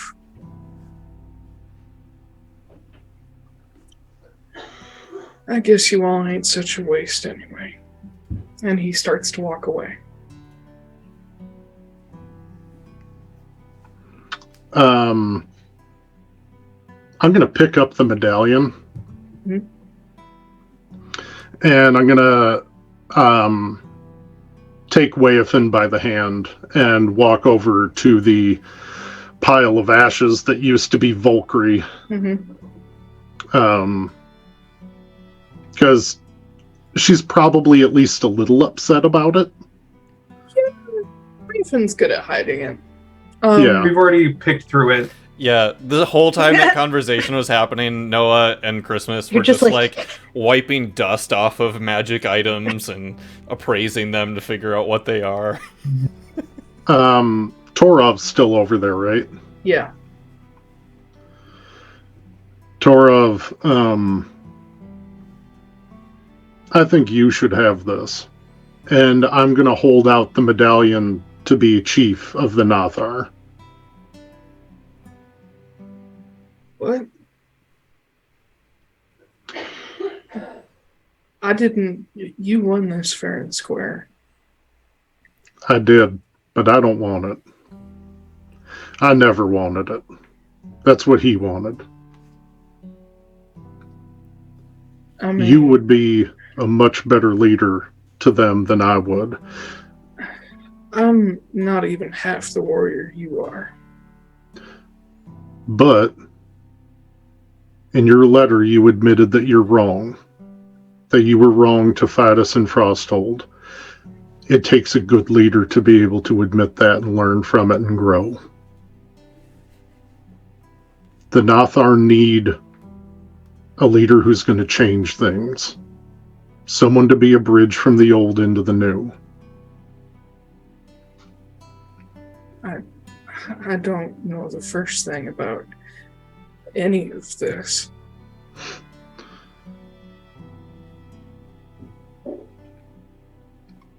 You led your brothers.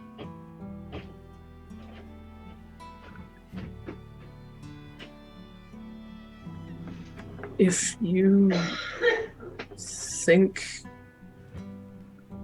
I can do it, I'll give it a try, but...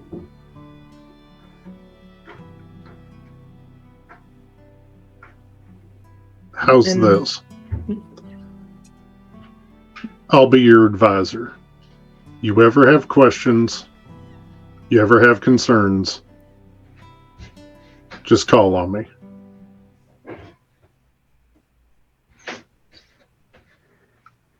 I guess.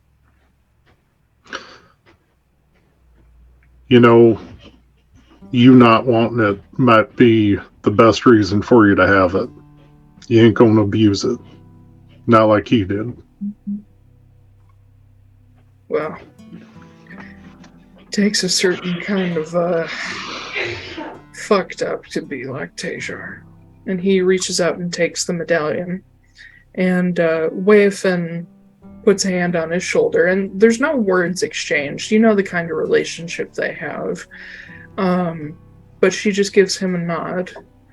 Says, well, I guess you better get headed west. Foostrak's got me and the little one handled. And Torov, if you like, I don't know if Rayoru would want to go back, but I mean, she'd be welcome. She'd be great over there. Yeah. We need somebody with her kind of sensibilities. You do. And we'll be there if you ever need us. I'm going to take the head of the lady's favor. I'm going to take, like, the top part of the head, and I'm just going to, like, tap him in the chest with it. Be like, you're going to be great. I'll take your word for it.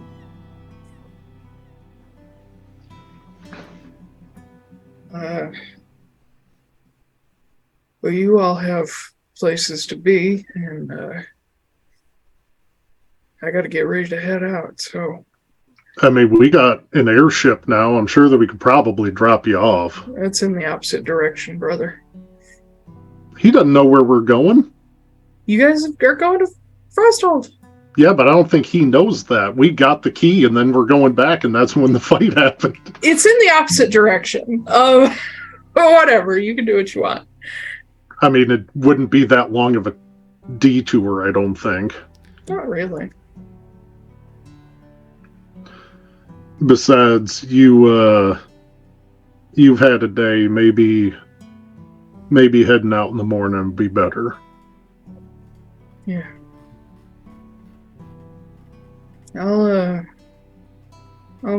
clean up around here a little bit.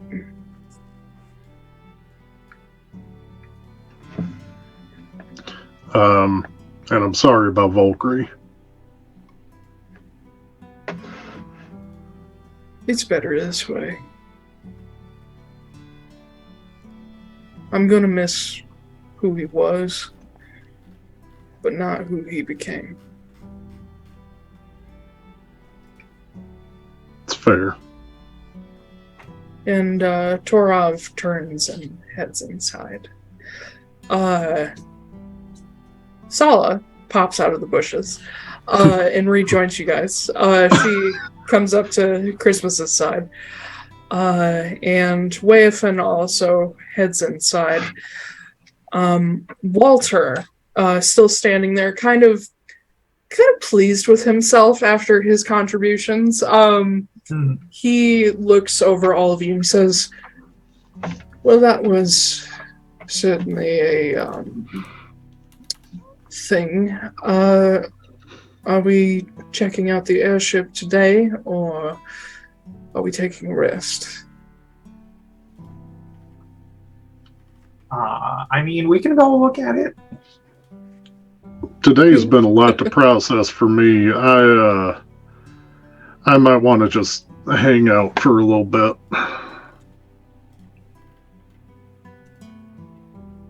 I don't care. I will just look at Christmas with like an armful of Valkyrie's stuff and just be like, oh, we should go look at the ship for sure. Like, yeah. I've been thinking I need to get a new set of armor anyway, so this is if we can sell some of this and have some money, that'd be great. Shopping episode. Great. So you guys gather up back in the apartment. Rodri, Loki. I've been watching God of War. Rodri, Lorcan, Rayru all come out and get the gist of what happened, while Noah and Christmas, ever the magic buddies, decide to take a look at some shit. Oh, before I go inside, all of Taiylor's trophies and hair and the horn, I'm going to burn it. Okay. Just so you know. These people walking down the street are going to be like, what are these ashes doing out in the middle of the road? Oh, Torov It smells like overcooked beef. Yeah. Oh my god. Torov does like scoop up most of the ashes and like put them away for later proper burial. Magic items. Let's see what you guys got. I don't have Valkyrie's character sheet anymore, so we're gonna get some stuff elsewhere. I assume one of you has identified that you can use, so I'm just gonna read off your shit. Identify. First of all, I beat my dad. I expected it to be way tougher, but y'all just ganged up on him. And if I realized that Walter had power word stun,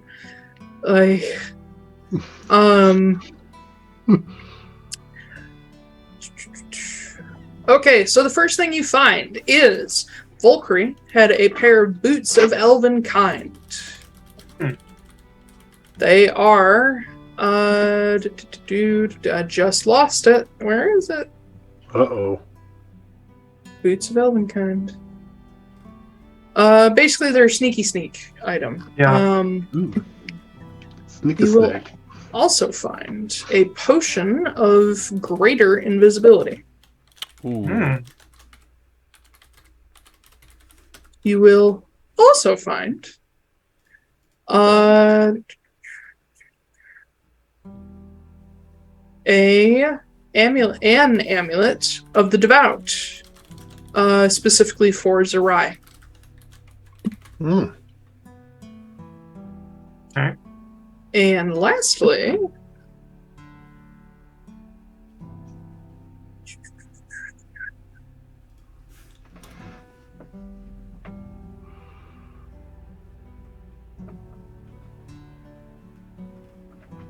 I'm not going to give you that. That's a terrible idea. Oh, come on. Does he No. have a magical bucket that makes water? 25 sticks of dynamite.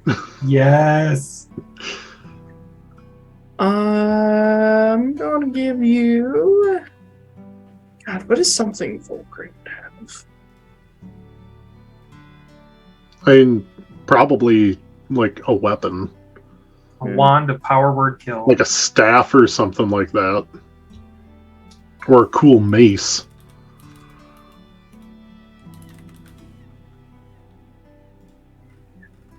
Come on, crazy staff. He didn't have a Not crazy that I would staff. use it, but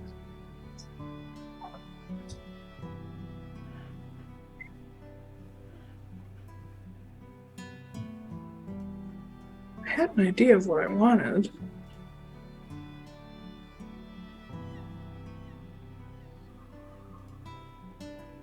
Sorry, y'all.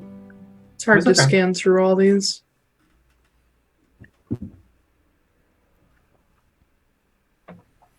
Oh, I just came up with a cool weapon idea. Mhm. It's a mace that is specifically designed like where the I mean not blades, but like where the protrusions like attached to the head of it. It's specifically designed so that when you swing it, it sounds like it's screaming. It's like it's whistling. Ooh, like one of the Yeah. screaming whistles. Yeah. Oh, the Maybe- the Aztec death whistle. Yeah, Yeah. that'd be so fucking cool. And like every time that you swing it, if you roll like a certain amount on there, creatures within like 10 feet of you have to make like a wisdom save or else like they become afraid. That'd be kind of cool. I fucking like it. Yeah. I'm like a critical hit. Like Mhm. like that's a bonus that you get. That'd be fun. I'm gonna write that down. Write that down. Write that down. None of these make sense for Wolfe. Shut up, Titan! I missed Titan. Ah, here we go.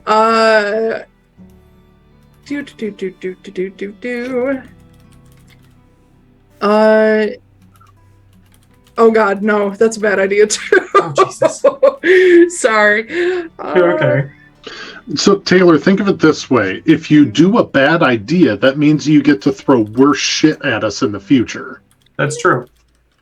Yeah, but some of these are like overpowered as shit because people don't know how to balance their magic items correctly. Yeah, that's fair. Harris. That's what I have you and Koop for, is to help me balance shit. I'm an idea man, not an execution man.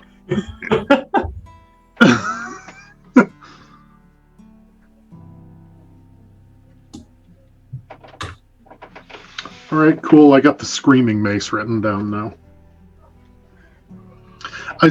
I made a magic item called the Geode of Plenty, and I have no idea what it does yet. It's just I have it doodled out. Oh wait, I do have his character sheet still. Alright, I won't take away those items that I just said. He also has a Sword of Life Stealing. Holy Ooh. shit. If you roll a 20 with it, you deal an extra 10 necrotic damage, and you gain 10 temporary hit points. Jeez. Nice. Yes. That sounds like it should go to Miss Magda Wrenly. Titan. Because that's like... Everyone's I'll give it to favorite Titan, it's character. fine. Because No, like, he doesn't need to steal any more of my life. as a blood hunter, you're constantly getting rid of your own hit points, so having a sword of life stealing. What kind of sword? Yeah, what are the swords about? Like, is it a rapier? Is it a longsword, short sword? In Volkry's case, it would probably be a rapier. Okay. I guess I would have to see what the stats were on it. I mean, it's a rapier that also steals life.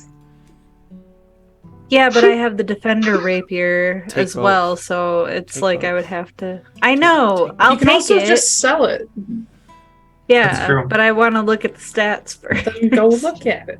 It should be on D&D Beyond. Ben, Oh, is is there, it not? Okay. is there anything in that group of items that you're like particularly attached to?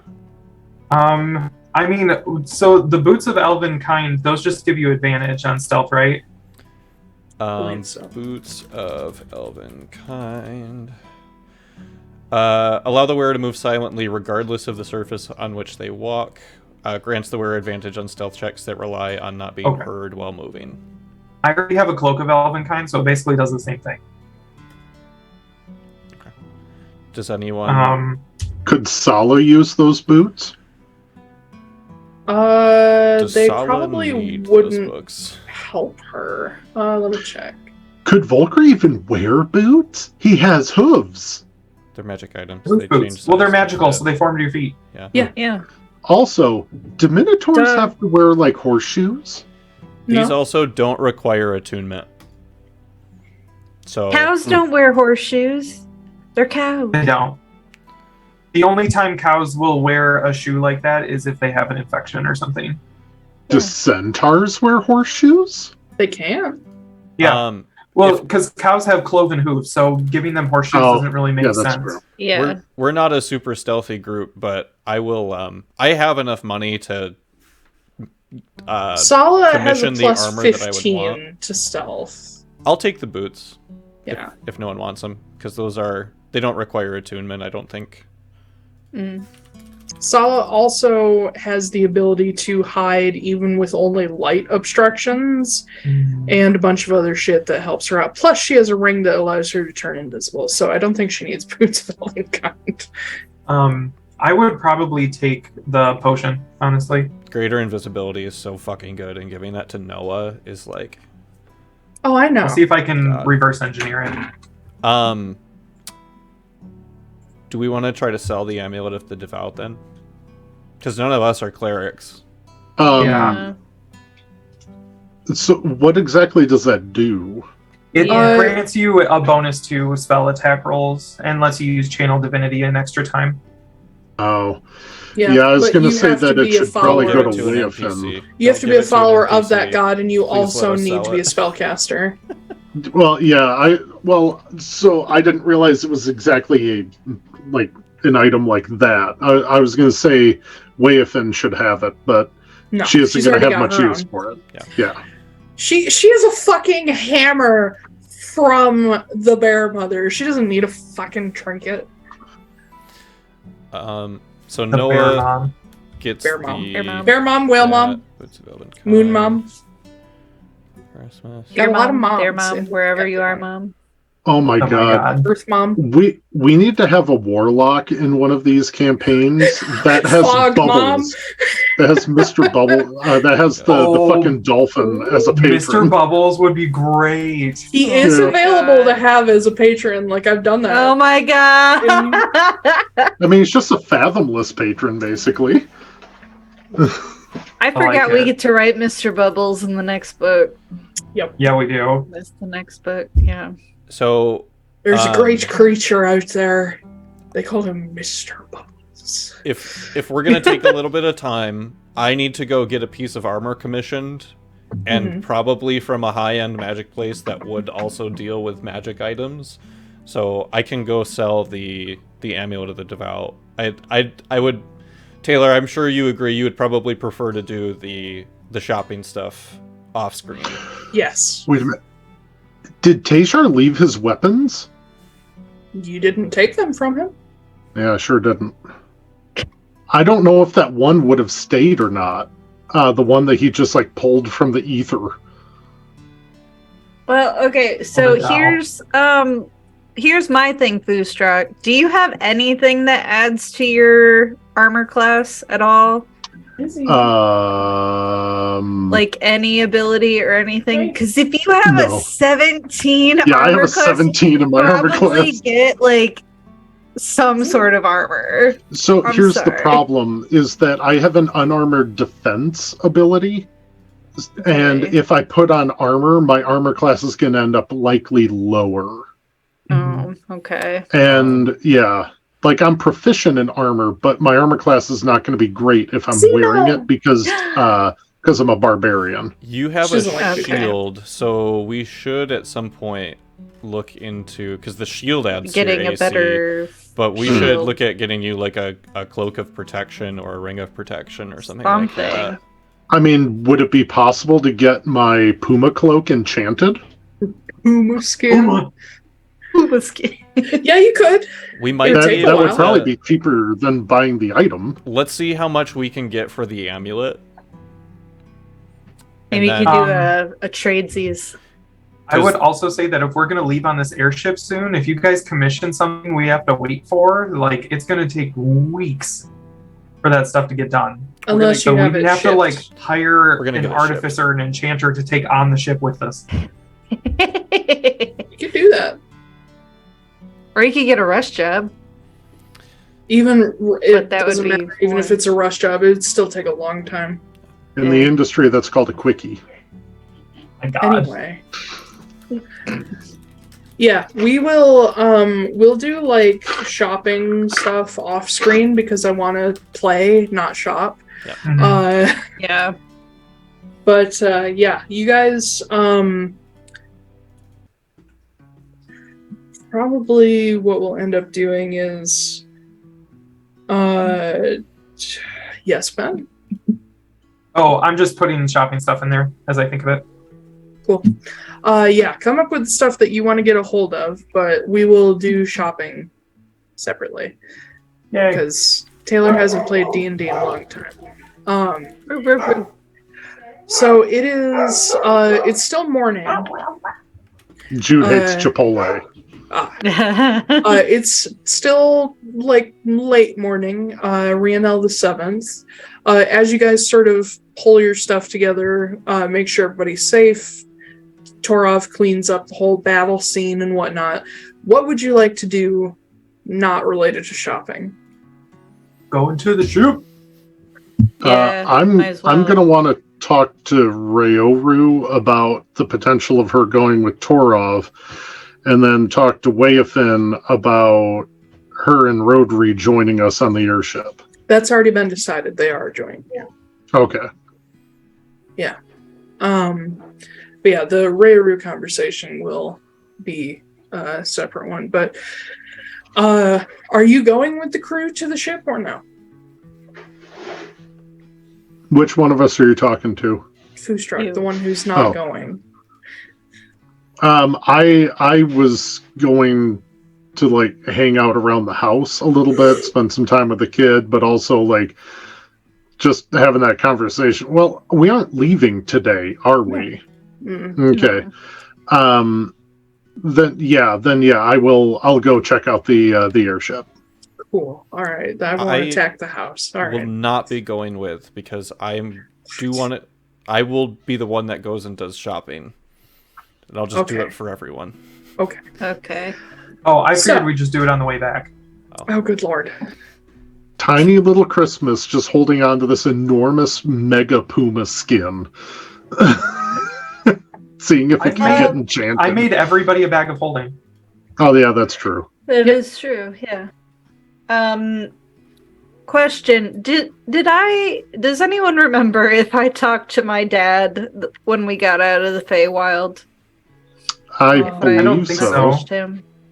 I don't think so. I can't remember. If I did. Hector. Hector. Hector.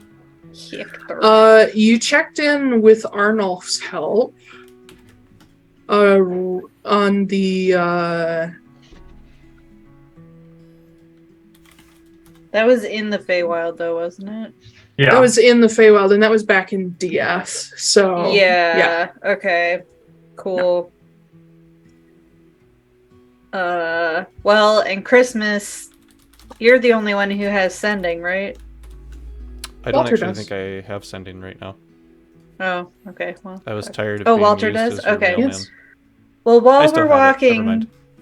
okay, while we're walking to the ship, I'm gonna turn to Walter and be like, "Hey, can you send a message to my dad real fast, just to ask how he's doing, please?" I can. Yes. Is that all you want to say? I mean, just tell him that we're headed back to Frosthold, I guess. Right. And I probably shouldn't mention Gwyn, should I? No, All right. that's Yeah, just Gwen's going dead. to Oh that's just man, going to upset her mum, and we're gonna get her back. So it's gonna be a Yeah. real awkward conversation later. In case Well, I anybody on the died. stream, forgot, Gwyn's super dead. Mhm. And we tried to bring her back and it failed.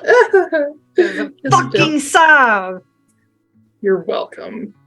Fuck you! Listen, No, I'm not I- going to listen. I have to mess with lesbians. It's my brand. I love my The lesbians. thing We all know Atlaran this. is nothing but lesbians. It really is. Like Atlaran herself, like Kenna. There's a lot of them. Anyway, Ellen and Sarai. Okay.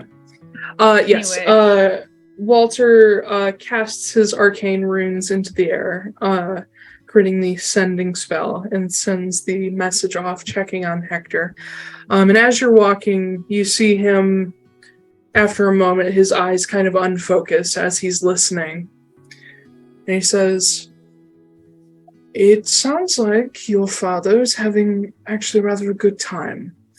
That lady friend he mentioned to you in his last letter. Okay, having a I don't lovely need to time know. with her."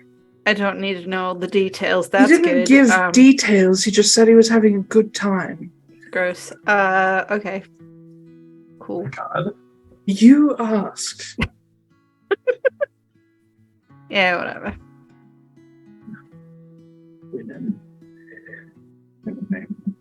Men. It's actually Christine that he's having a good time with. They're starting a throuple. Oh, yeah. One of many. Uh-huh. Gwen's mom is in one. Christine and man. Chips are It's just like, just a yeah, bring all Big the old people. Yeah. polycule. Yeah. Mhm. We got, yeah. It's not even a thruple, it's like a quadruple at this point. Christine does like to flirt with people. Yes, she Anyway, does. you guys continue on your way.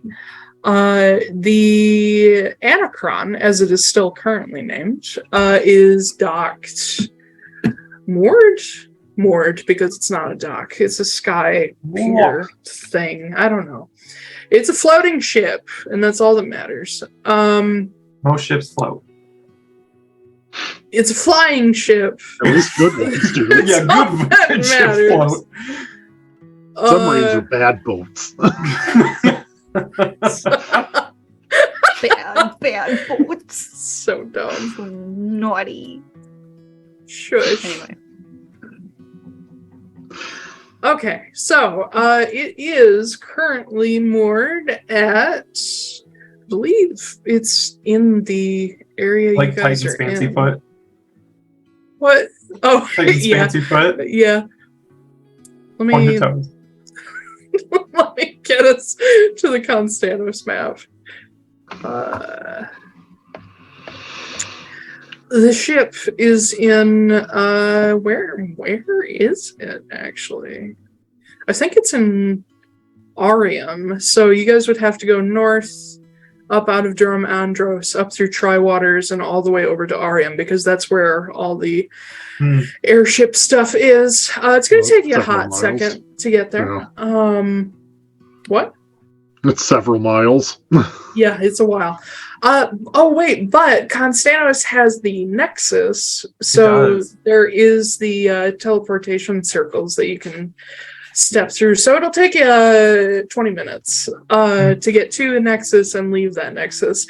But once you come out of the sort of domed hall in Arium that has the different entrances for the different teleportation circles, you immediately see several extremely high sets of scaffolding, what are known as sky piers. And these are specifically used for the very few airships that exist. The only ones that really use these are a handful of merchant airships and, of course, the arcane airships. But you do see that there are two currently here in the city. One of them is a very, very old vessel known as the Kestrel. It is a small coal-powered airship. It has been upgraded over the centuries, and it still works. But there's very little of the original ship left. Like, maybe there's some like wooden floors that are from the original Kestrel. It's a ship of Theseus situation. Yeah, I was about to say. But way bigger than the Kestrel, like horrifically huge, bigger than any other airship currently in existence. My porn name. Horrifically huge. Yep. Is the Anachron, a gigantic arcane airship, one of the largest to ever be built. Let me I figured out why that name sounds so weird to me.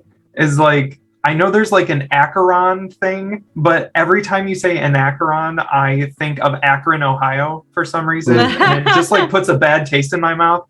It's like, ew. It's because it's Ohio. Yeah, exactly. I just pulled it from the word anachronism. The word anachronism. But yes. Did we get a title for this? Yes, you did. Okay. You have the crew manifest. I've got everything and the key. You guys do know, just from general knowledge, that the Anachron is something like 900 years old. Mm-hmm. It was built about 400 years before the Calamity. Originally the Valian, and it was originally a Sun Elf vessel. Basically everything it has to do with its history as the Valian is now gone. As the Anachron, it of course belonged to Tristan Kepler. It has been a slave ship before. It has been a underground railroad ship before. Became a merchant vessel, and now it is a private merchant vessel owned by Tristan Kepler, but of course now Noah Borago. It's now an overground railroad. So, just so you know, Ben, on the crew manifest and all the documents, the owner is currently listed as Balan Ivanov, which is a cover name for Tristan. But of course, you will be able to have these updated with the new name and your name and all that shit. And you do have a list of everybody who is working aboard the ship, which now are on your payroll if you keep the ship. The current captain is Hatham Beaudry. And of course, the home berth is in Constantinos. Anyway, as you guys approach. That is my least favorite use of home birth that you've said so far. Yeah. So. Yeah. B-R-T-H. I know which kind of birth. It's just gross. I know. Get the inflatable pool, hon. Room. Yeah, exactly. So for the stream's knowledge, the Anachron is a 200 foot vehicle. It has a 40-foot beam and it needs a 10-foot keel clearance from the ground at the lowest. It is known as an arcane masted sky daw, which means it is a giant ship. Goliaths would be ideal crew for this ship, or a lot of smaller people. The ship itself, the hull is made of Garelshellian kapok wood, green steel, which is of course a green tinted steel that is imbued with residuum, and there are pure residuum veins that run all over the ship itself. This isn't going to make a ton of sense to people who don't know a lot about ships, but it has a tonnage of 200, which is its cargo capacity. It has an ideal crew size of 50. The capacity is 50 passengers after crew. It has 25 four-person passenger cabins, 12 two-person officer cabins, and of course the captain's cabin. It has 6 artillery guns, port and starboard. It has 4 chain harpoons, forecastle and aft castle.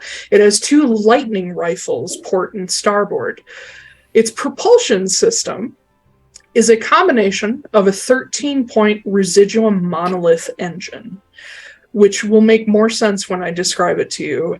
It also has green steel masts with copper weave sails and wind oars. Also will make more sense when I describe them. It does have a braking system made of essentially gigantic immovable rods. I love that so much. Right? That's so cool. The navigation system is a combination of an obelisk-shaped helm in which your keystone goes into. And it does have some manual controls as well. It has 4 decks, and at the very front of the ship in Garelshellian kapok wood, there is a figurehead of a male tiefling with blunt but half-regrown horns, chain scars on his wrists and ankles and neck, including a broken shackle and collar. In one hand, he holds a hammer up to the sky, and in the other is an open scroll of paper trailing down his leg with a list of names of those who have fought for abolition, workers' rights, and reform in the labor guild in Lochmanos. He also has lots of carvings on him, like tattoos depicting tiefling cultural art, stories from the race's past, and he has a belt full of tools representing all forms of labor and artisans. But as you guys approach this gigantic fucking ship, which if you include the bowsprit and the braking system off the back, which is like a giant grid of rudders, this is almost as long as a football field. Almost. Like a football field minus end zones and a little bit. So, yeah, it's big. It is currently hovering about 50 feet off the ground, moored to one of these sky piers. And you see, extending off either side to the starboard and port, there are 5 pairs of gigantic, and when I say gigantic, I mean feet tall, many feet tall, giant pure residuum crystals attached by green steel arms to the sides of the ship. The sails are currently all furled, so they're all tied up, but they have a copper sheen to them and a sort of gridded pattern on them, a hex pattern on them. You can see on the back this like set of gridded rudders are all solid black steel, which look very similar to immovable rods. And yeah, this is the fucking Anacron, soon to be the Stella Libertatis. I am going to head up the sky pier to get on the boat. The ship does have basically an elevator system attached to it. It's a pulley, but it's arcane operated. Do you want to go up the manual way, or do you want to see if you can get permission to board by elevator? Oh, I want to take the elevator. Okay. I will take the elevator. I'm not asking permission. Well, nobody knows you, so as you Yeah, paperwork. approach, I'll jingle the keys. as you approach, some of Shake the rock. Uh-huh. some of the sailors like pause to look at you. And one of them, what you can see is probably a junior officer, stops you. He's like, "Can I help you?" Yeah, you sure can. Here's the keys, and here's the title that I have for then like all you people on this nice little list right here. I own the boat now. So if we could go up and take a look at the boat, that'd be great. It's a ship, and you must be Mr. Borago. That is me. Yeah, the captain's waiting for you. Yeah, I can take you up. And he like looks to anybody else who's with you. He's like, "Are these people?" Yep, with you? they're part of that. All right. Well, please step on the platform, and you see there's this big like square of solid steel plate that is attached at the corners to chains. It also has a railing because they're not reckless, but it all attaches to a chain that goes up to a gigantic pulley, and I'm kind of like a crane arm that comes off the side of the ship. And you see in the center of this steel plate, there is a column that has like controls on it. The officer steps onto it with you. Who all is with Noah? Not Foostrak, me. Magda. Oh, not Christmas. Okay. Christmas went shopping for us. Sala would be with Christmas. I'm going to say it's just the three of you for the moment. Okay. But the officer steps onto this platform and he taps a button on it, and the entire platform starts to rise very smoothly and very slowly. It picks up speed as it gets going, and you are all lifted 50 feet in the air, just free hanging on this chain. And as you get up to the deck, you move between two of these large mounted crystals. For your reference, the largest residuum crystals you guys have ever seen have been at the residuum, the Earthblood fountains. None of them are ever as big as these crystals. Can I take one of my experimental elixirs while we're going out? Yeah. Cool. Oh, that's not the one I wanted. Okay, that's fine. You never get the one you want. I know. But you rise up between two of the largest crystals, which outsize pretty much most people. They're all varying shades of teal. But as the platform comes up, you feel it lock into the port side of the ship, and the railing pulls back, and you are suddenly attached to the ship. And you see all across the deck, there are veins of residuum running in between the planks.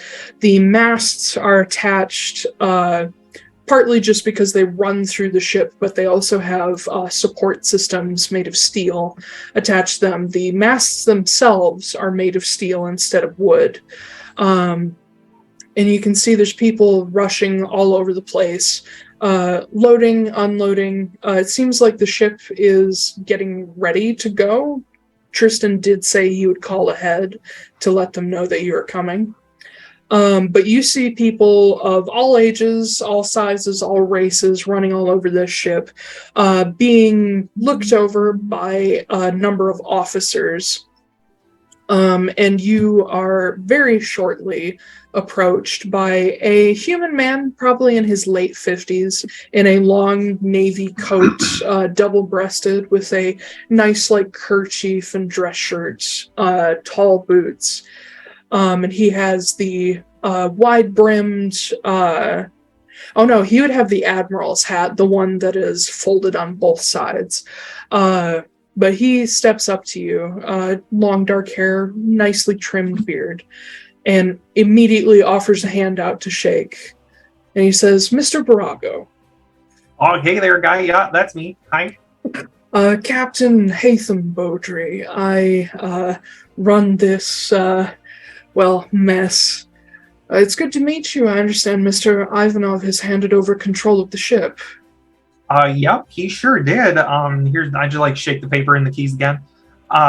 We're gonna need to get these updated, so people know, the boat belongs to me.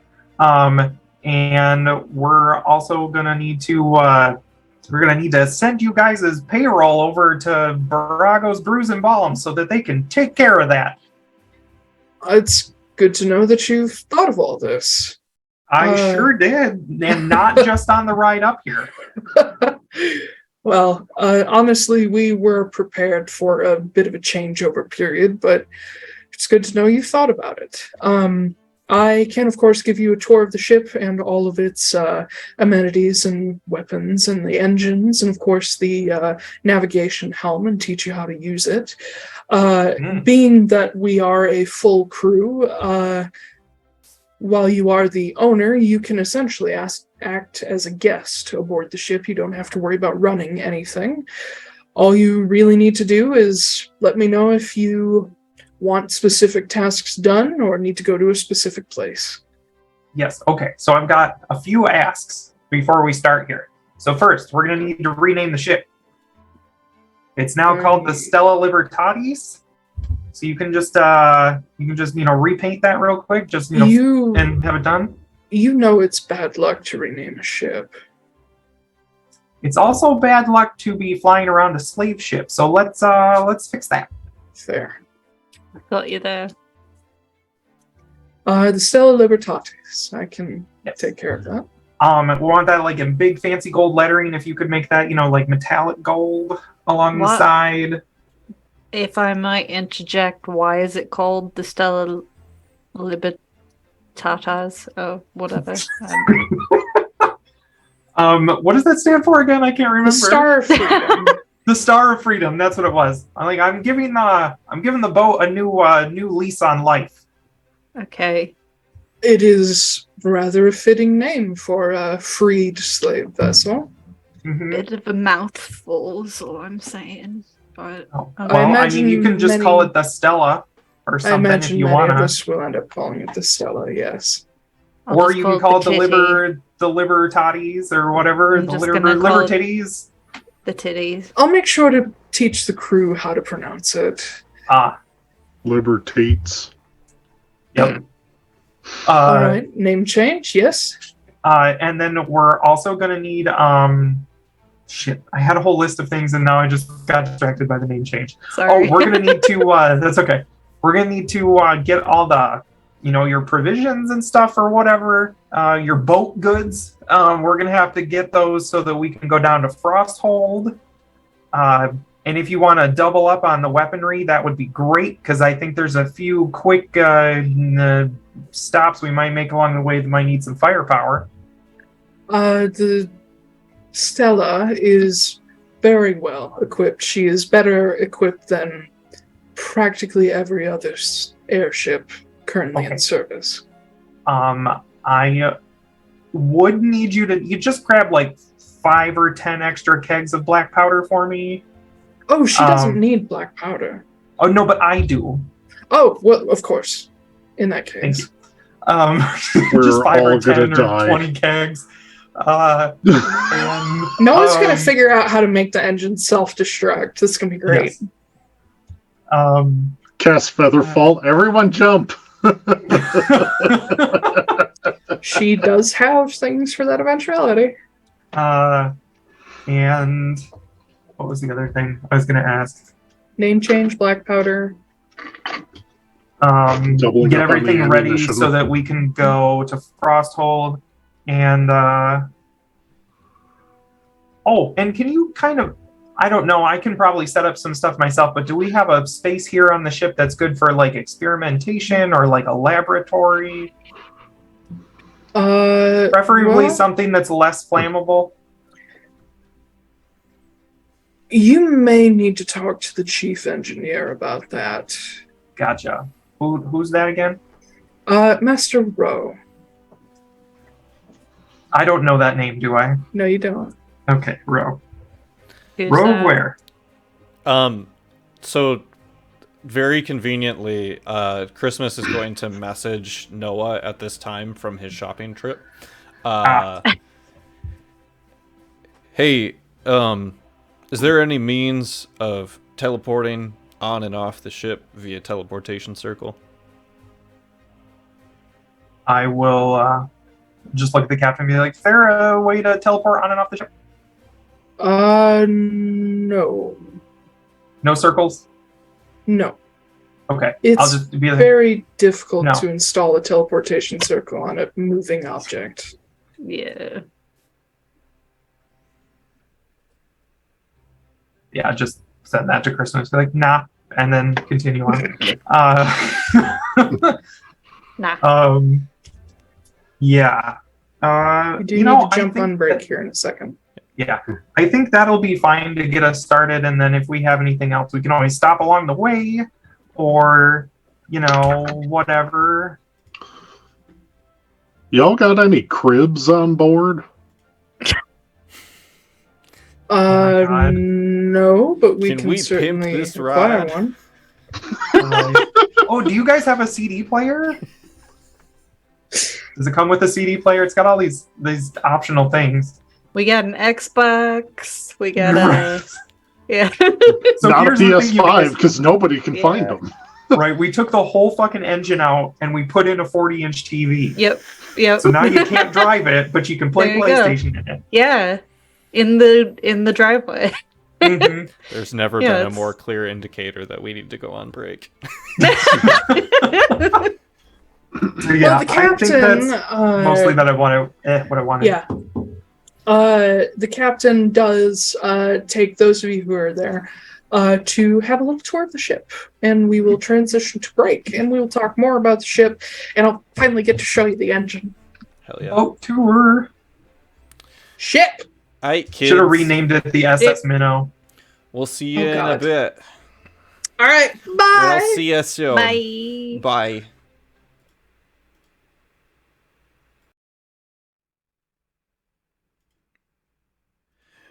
Where, back. Oh my god. Nice. Welcome back. So we discussed some shopping that Christmas is doing for some folks. We think we got that all sorted out. Well, and we need one more thing from Christmas. Sorry. What? Christmas, can you make an investigation check, please, for Taiylor? I can. Yeah, to find an item. Also, Taiylor, you didn't say anything about the diamonds either. There were diamonds? Oh, whoops. Yeah. How much do you need? As much as I can get. You would probably... What are you trying to cast? Revivify. Just Revivify? How much does that need? 300. 300 diamond worth 300 gold, or 300 gold worth of diamonds. 300 gold worth of diamonds with Okay. an S. Okay. I would say you could probably find 2 castings of Revivify. Okay. Revivify? Revivify. I'll just assume These that you Fs gave are me money for person. that. Yeah, I'm Yes. taking the money out of my stuff. What was your investigation check? If no one needs me to find something, I'm gonna use enhance ability at 2nd level to give myself advantage on intelligence-based checks, and then I will roll this because my investigation's not. You're looking for an immovable rod. I won't even roll it twice because that's a natural 20. Shit. All right. Yeah. Yeah. Easy enough. You actually find it at Borago's brews and Oh. bombs. Because it's a natural And 20. booths. It's a natural 20 more than one. No. Balls. Okay, how much are they? That's a good question. I don't think they're very expensive.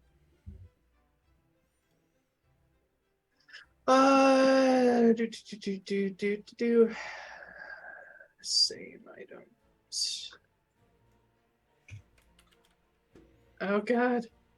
Movable rod, sane magic items is, I believe, 5,000.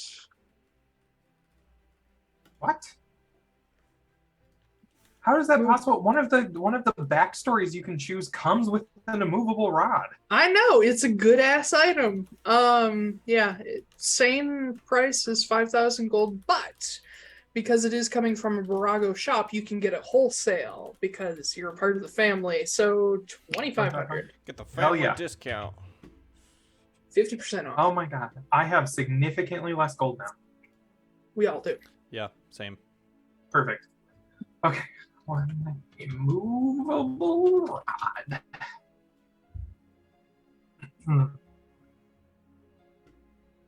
I really would like about 6 of these so I can just stab them into people and like hit them so they like get stuck like an Iron Maiden. That would be great. That would be good. Yeah. Okay. Oh, scrap metal. So,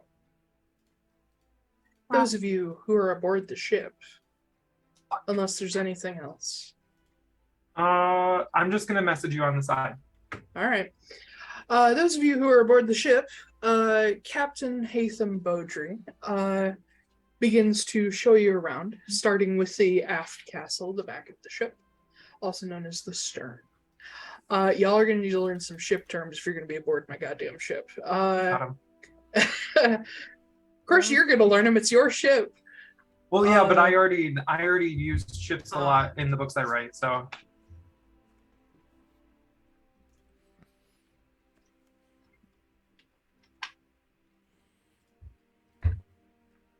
Yes. You're asking for a controlled item. They're expensive. Jesus Christ. All right. Yeah, you can find that much. Also at the Borago shop. Yes. Do I get DMD. wholesale on that? That's going to be the wholesale price, I think, because it's a dangerous item, so it is heavily controlled. Ah, that's dumb. Okay. You have to make your own if you want them to be cheap. Taiylor, Yeah. real quick, when I did the rush on the armor, how long did they say that would take? Let me double check.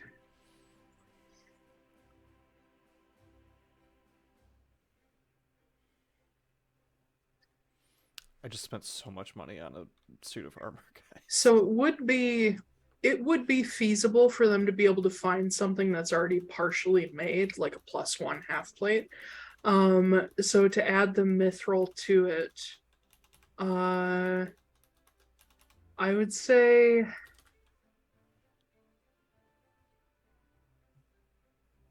they could have it ready for you the next evening. Okay. Yeah. That's a super rush right there. Yeah. But yes. Going up to the stern of the ship and the navigation area, the actual navigation it's honestly like the start of what will one day become like a cockpit of a flying vehicle, but the organization is this. There is a manual wheel that sits at the very front that is rarely ever used. It is only for when all magic goes out of the ship.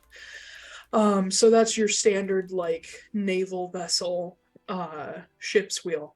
But behind that, there is a large obelisk of pure residuum crystal that comes up out of the deck of the ship. It sits about, the point of the obelisk comes to the bottom of your chest. And in the top of this obelisk, there is a recess where the keystone fits. And once the keystone is set into it, Hatham explains this to you. Once the keystone is set into this, it sort of melds into the obelisk and opens up an additional space where there is sort of a handle inside, and that is how you actually control the ship. Over it, there is a canopy that will like keep the rain off of you. Very simple. And all around this steering column, there are a number of different controls also set into these green steel columns that everything is arcane. Nothing is, specifically electric. Nothing is manual in this particular setup. And essentially the way you captain it is by holding onto this like steering stick, and then you can control different systems of the ship with these arcane columns. He will also show you to the captain's cabin, which is his whenever the owner isn't aboard, but when the owner is aboard, it becomes yours. The captain's cabin also doubles as, it has a map room to it and like an office, so the navigator uses it as well. The actual bedroom inside of it is like a large four-posted bed that is carefully attached to the floor.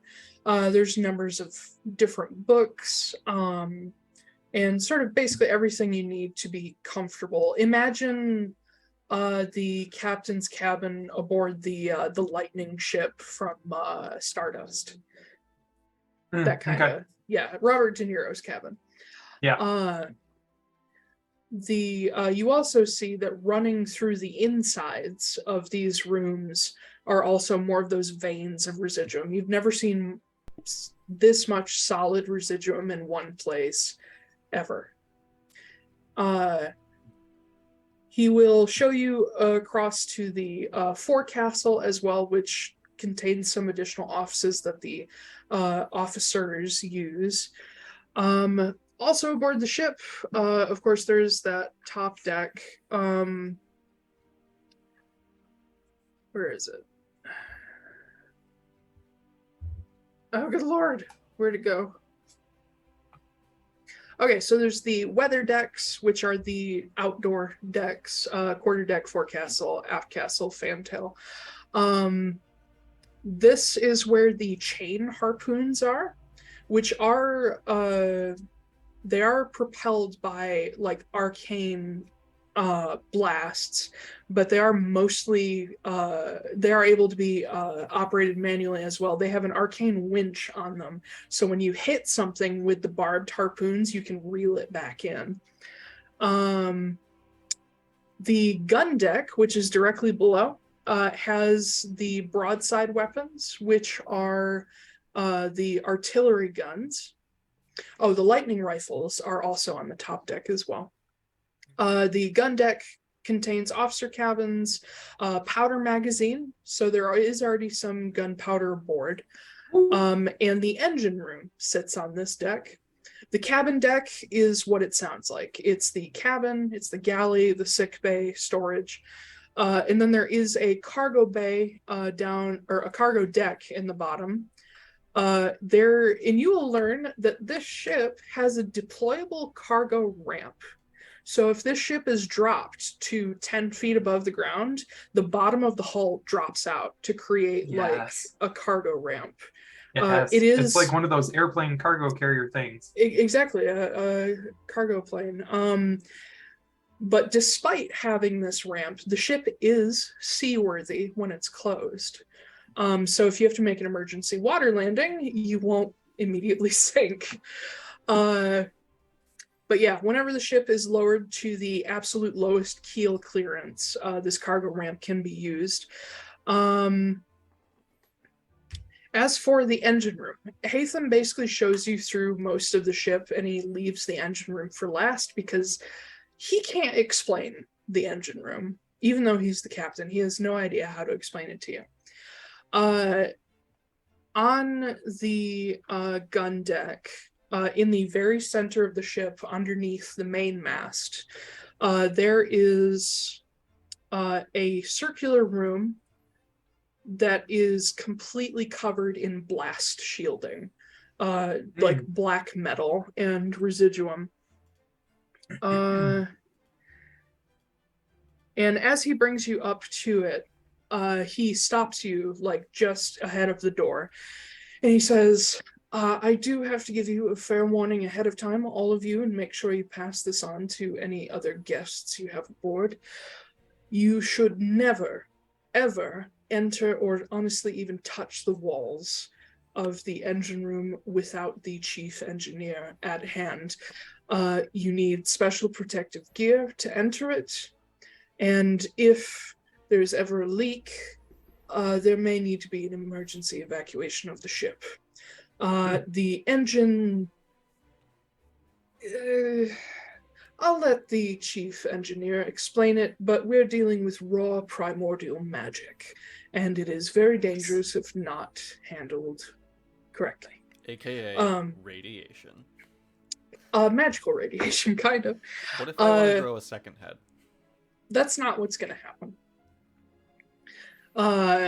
You see he like pulls the glove on and he raps on the door. And this large sort of curved door slides open, and out steps a fire genasi with long sort of dreads and like a full like a half up ponytail.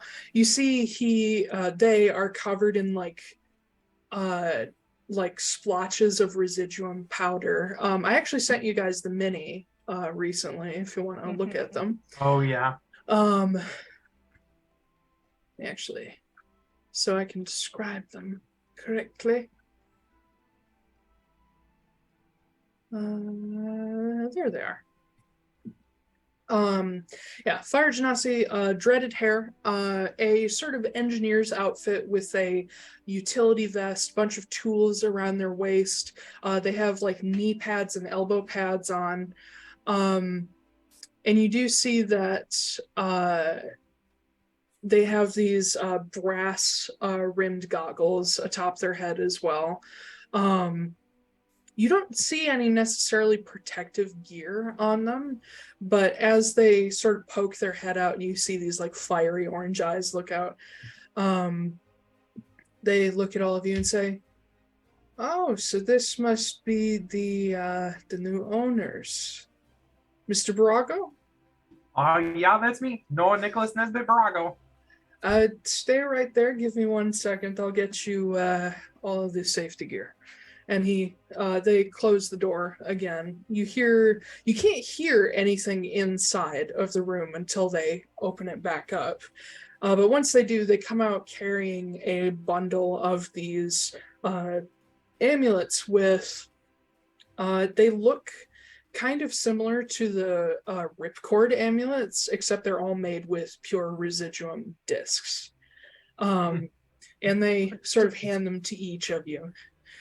And say, "Please put these on. Do not take them off until you leave the engine room. I don't want anybody to melt, change race, turn into something else, you know."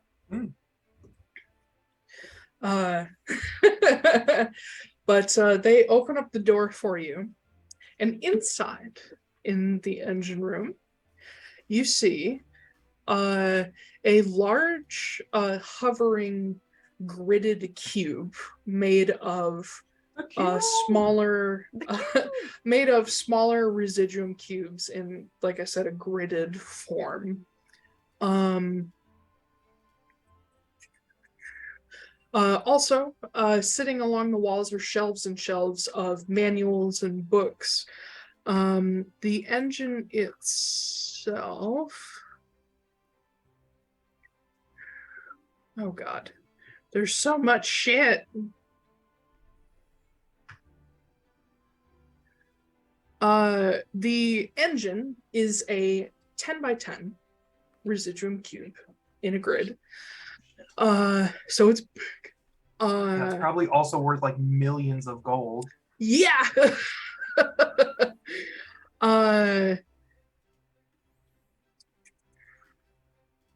You do see in the grid, in between the cubes, there is perpetually liquid residuum and copper running between these cubes, moving slower or faster depending on the activity of the engine or complexity. It hovers between two crystalline spires affixed to the ceiling and floor, with sort of the corners of the cube almost touching them. But the cube itself just hovers. I'm not to like Steal Your Thunder, this is exactly how I'm picturing it in my new fantasy series I'm working on. There is a floating city and a terrestrial city, and this is kind of what they have in the middle as the 2 points come together, and there's like the floating crystal in the middle holding them aloft. Love it.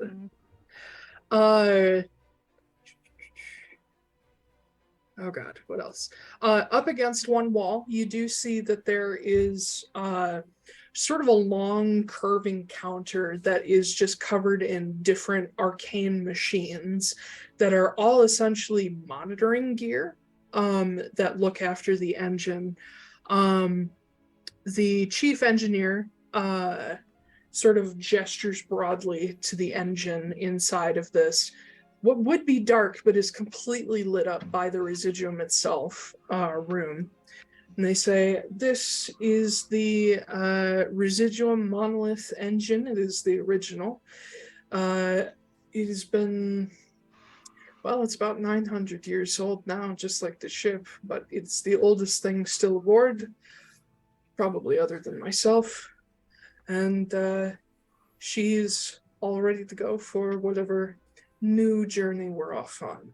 And they offer out a hand to you. Say, my name is Ro. I am a contractor, I guess you could say.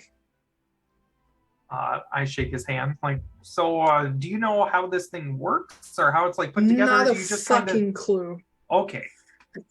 What are all the books for then? The books are for keeping it up, repairing, that sort of thing. But if you ask me to build one from scratch, I'd have no idea. Do the books say anything about how it works? Not really. I just know that it does. I'm gonna have to read all of these and do a little research myself. Can I just take like a cursory glance and see if there's like pieces of this that stick out to me that seem familiar? Such as, like, what do you mean? Oh, just like a bit, like if I look at it being an artificer, and a magical person, can I kind of get a rough idea of how it works? Like a very high level. Go ahead and give me an Arcana check. Okay, I can do that. 8. Yeah, you're gonna get a very high. Okay, so the engine glows and things move. Got it. Perfect. So what you do understand about arcane airships already, because I imagine this would have been an interest of yours anyway, is this ship and a couple of the other remaining arcane airships function on this residuum monolith engine complex. This one, as the captain has shown you, is a 13-point system. There are 10 crystals on the outsides. There is the engine itself, and then you saw on the inside of the ship toward the stern, just ahead of the braking system, there are 2 auxiliary crystals hidden inside. They're like the backup crystals. What you understand about this is that along with the copper weave sails, which can recharge with sunlight, the entire ship basically uses the natural world to charge itself. The copper weave sails and the wind oars can use wind energy and sun energy to keep the ship charged. And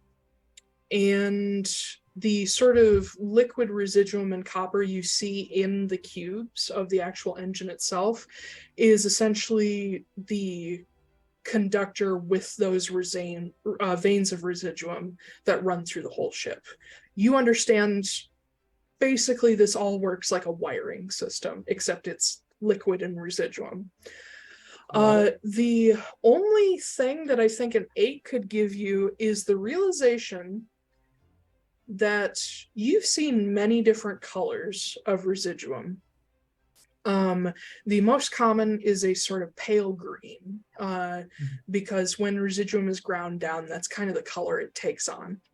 The residuum aboard this ship is in a similar vein. It is a super bright teal, which you have not seen occur in nature, and you're not sure where that color is coming from.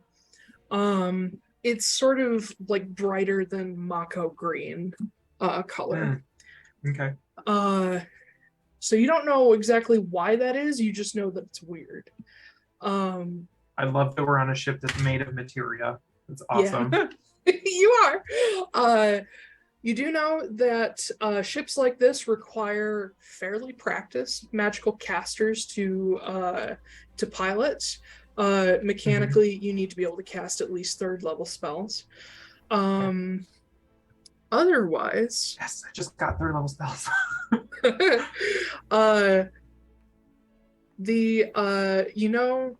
How the sky drag works, which is the braking system. It is basically inspired by crossed immovable rods, but they're huge. You know how the wind doors work?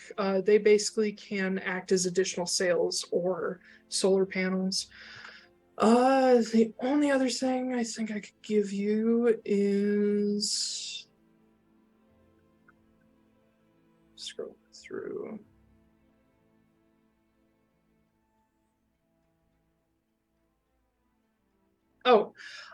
A thing that you kind of got a little bit from Hatham is there's a very complex like charging system that works in this ship that I've kind of detailed out for you, like the power failure conditions and all that.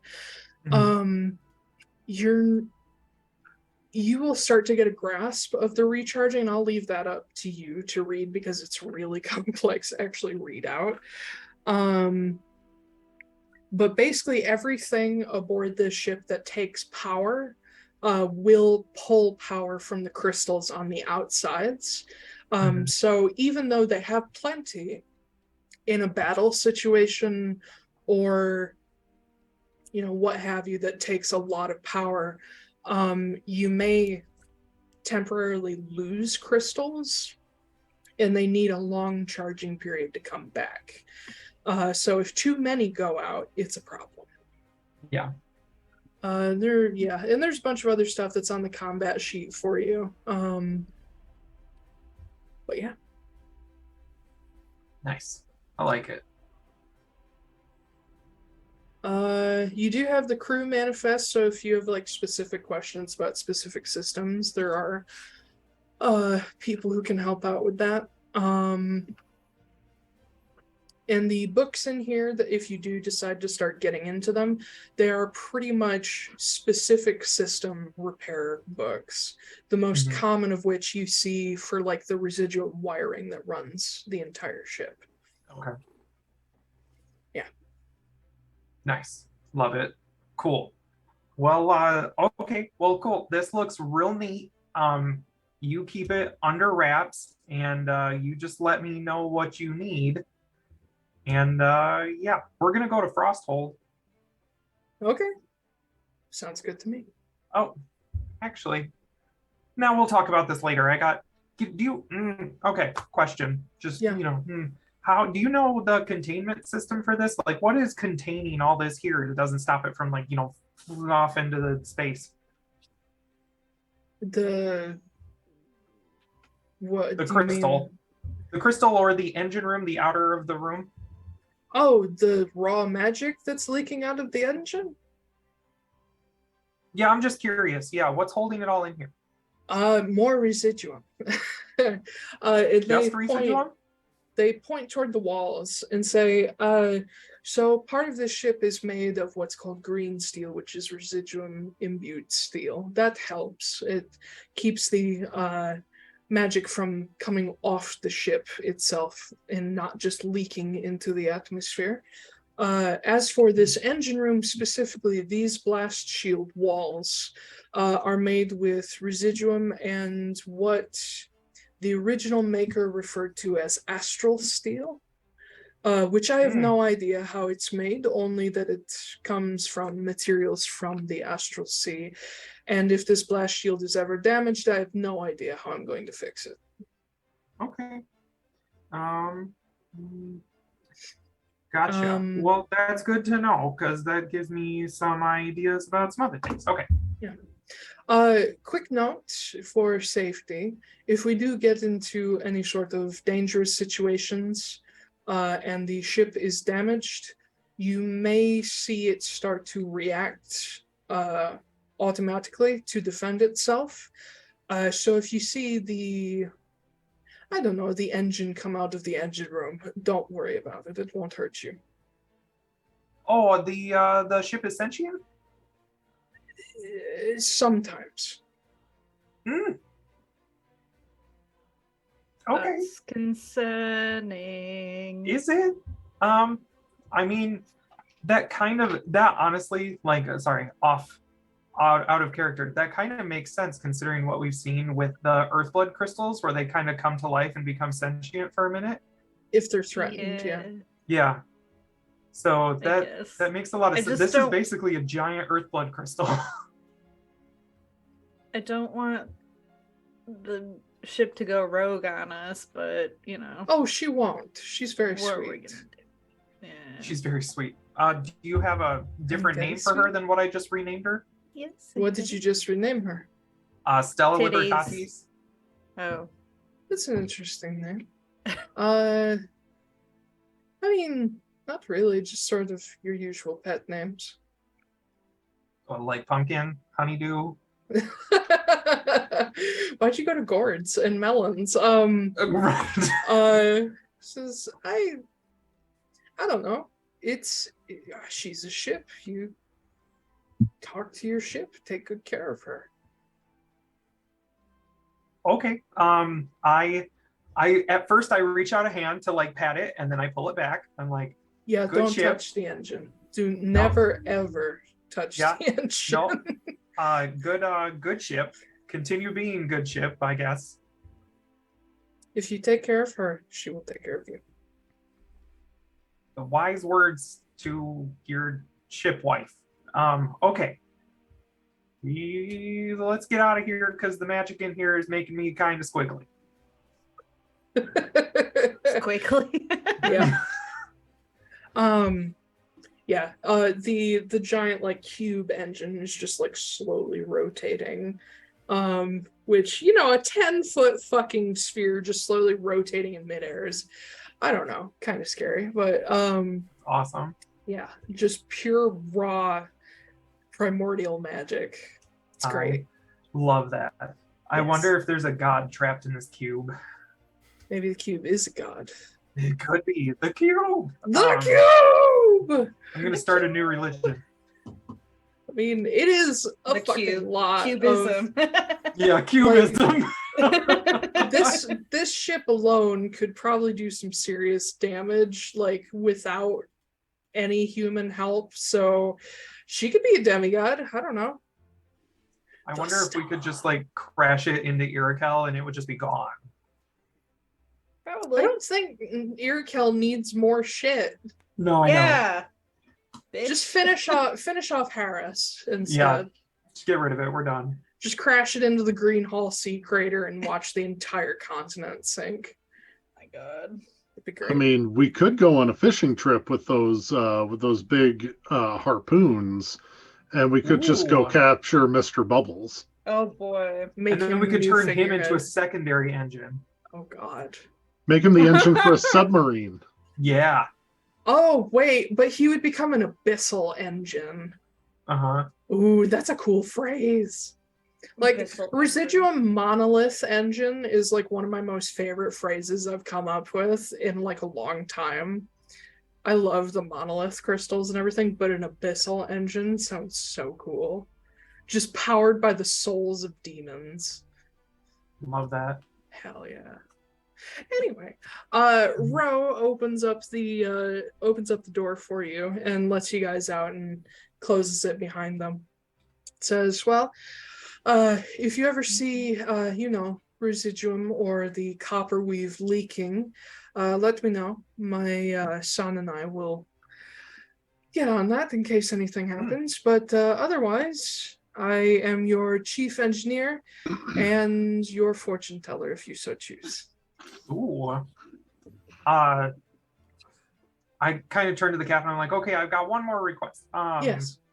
Can you hire an enchanter? For what? Just to come with us, like as part of the ship crew.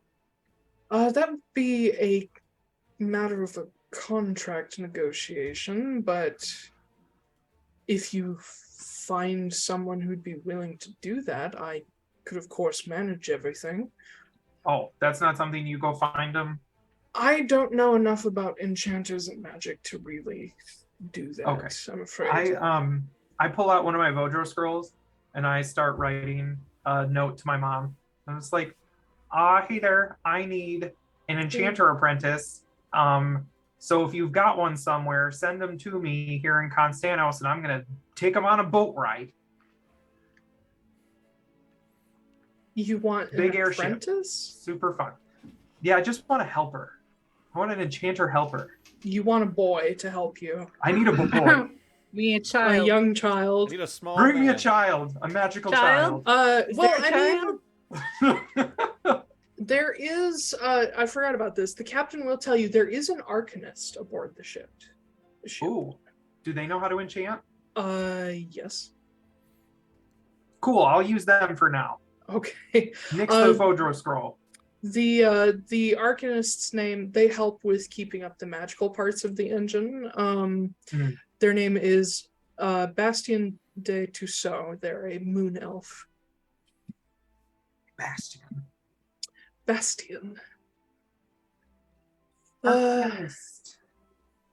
They're on the manifest as well. Oh, wait, hold on. That's just the Arcanist. There is a Chief Arcanist. I forgot about her. She's important. Okay. The Chief Arcanist is Estella Markov. She is a Dragonborn. My bad. Estella. Bastion is her assistant. Chief Arcanist. Okay. Cool. Estella K.D. Markov. I can use both of them at the same time. It'll be great. Just for the stream's Awesome. awareness, there are a number of people that could be useful to some of you guys. There's, of course, the captain, Beaudry. There is the different lieutenants, quartermaster, sailing master, bosun. There's the purser, who keeps track of the money for you. There is a chief arcanist, chief engineer, chief carpenter, surgeon master, and a cook. There are also junior officers of each of them. You also have aboard carpenters, medics, gunners, deckhands, and 2 cabin boys. So the cabin boys are your child's servants to go do the things you want them to do. I will ask the captain, how much money you guys got in the treasury for this boat? After our last run, we currently have, after everything that needed refilling, we have about 7,000 gold spare. Okay. And is that enough to keep this sucker floating for a while? It should last us about 1,000 gold a week, 7 weeks. Oof, fuck. Well, we do trade using that fund as well, so generally the Stella is self-perpetuating. Okay. Is there anything we can do to maybe increase that profit margin a little bit? Well, for Mr. Ivanov, we were running residuum. But that is, of course, illegal. Unless you have the proper clearances. If you want to go about it legally, probably the most profitable things we could run would be War. Poison? War. Most profitable things we could run would probably be for the mining companies and for Veneer Arms and Molinak Arms. What about Borago's Brews and Balls? How do you feel about that? It is your family. Whatever you think we could run, we can. Okay. We can probably do that. You just need to make sure that it is things that we can actually sell wherever we're going.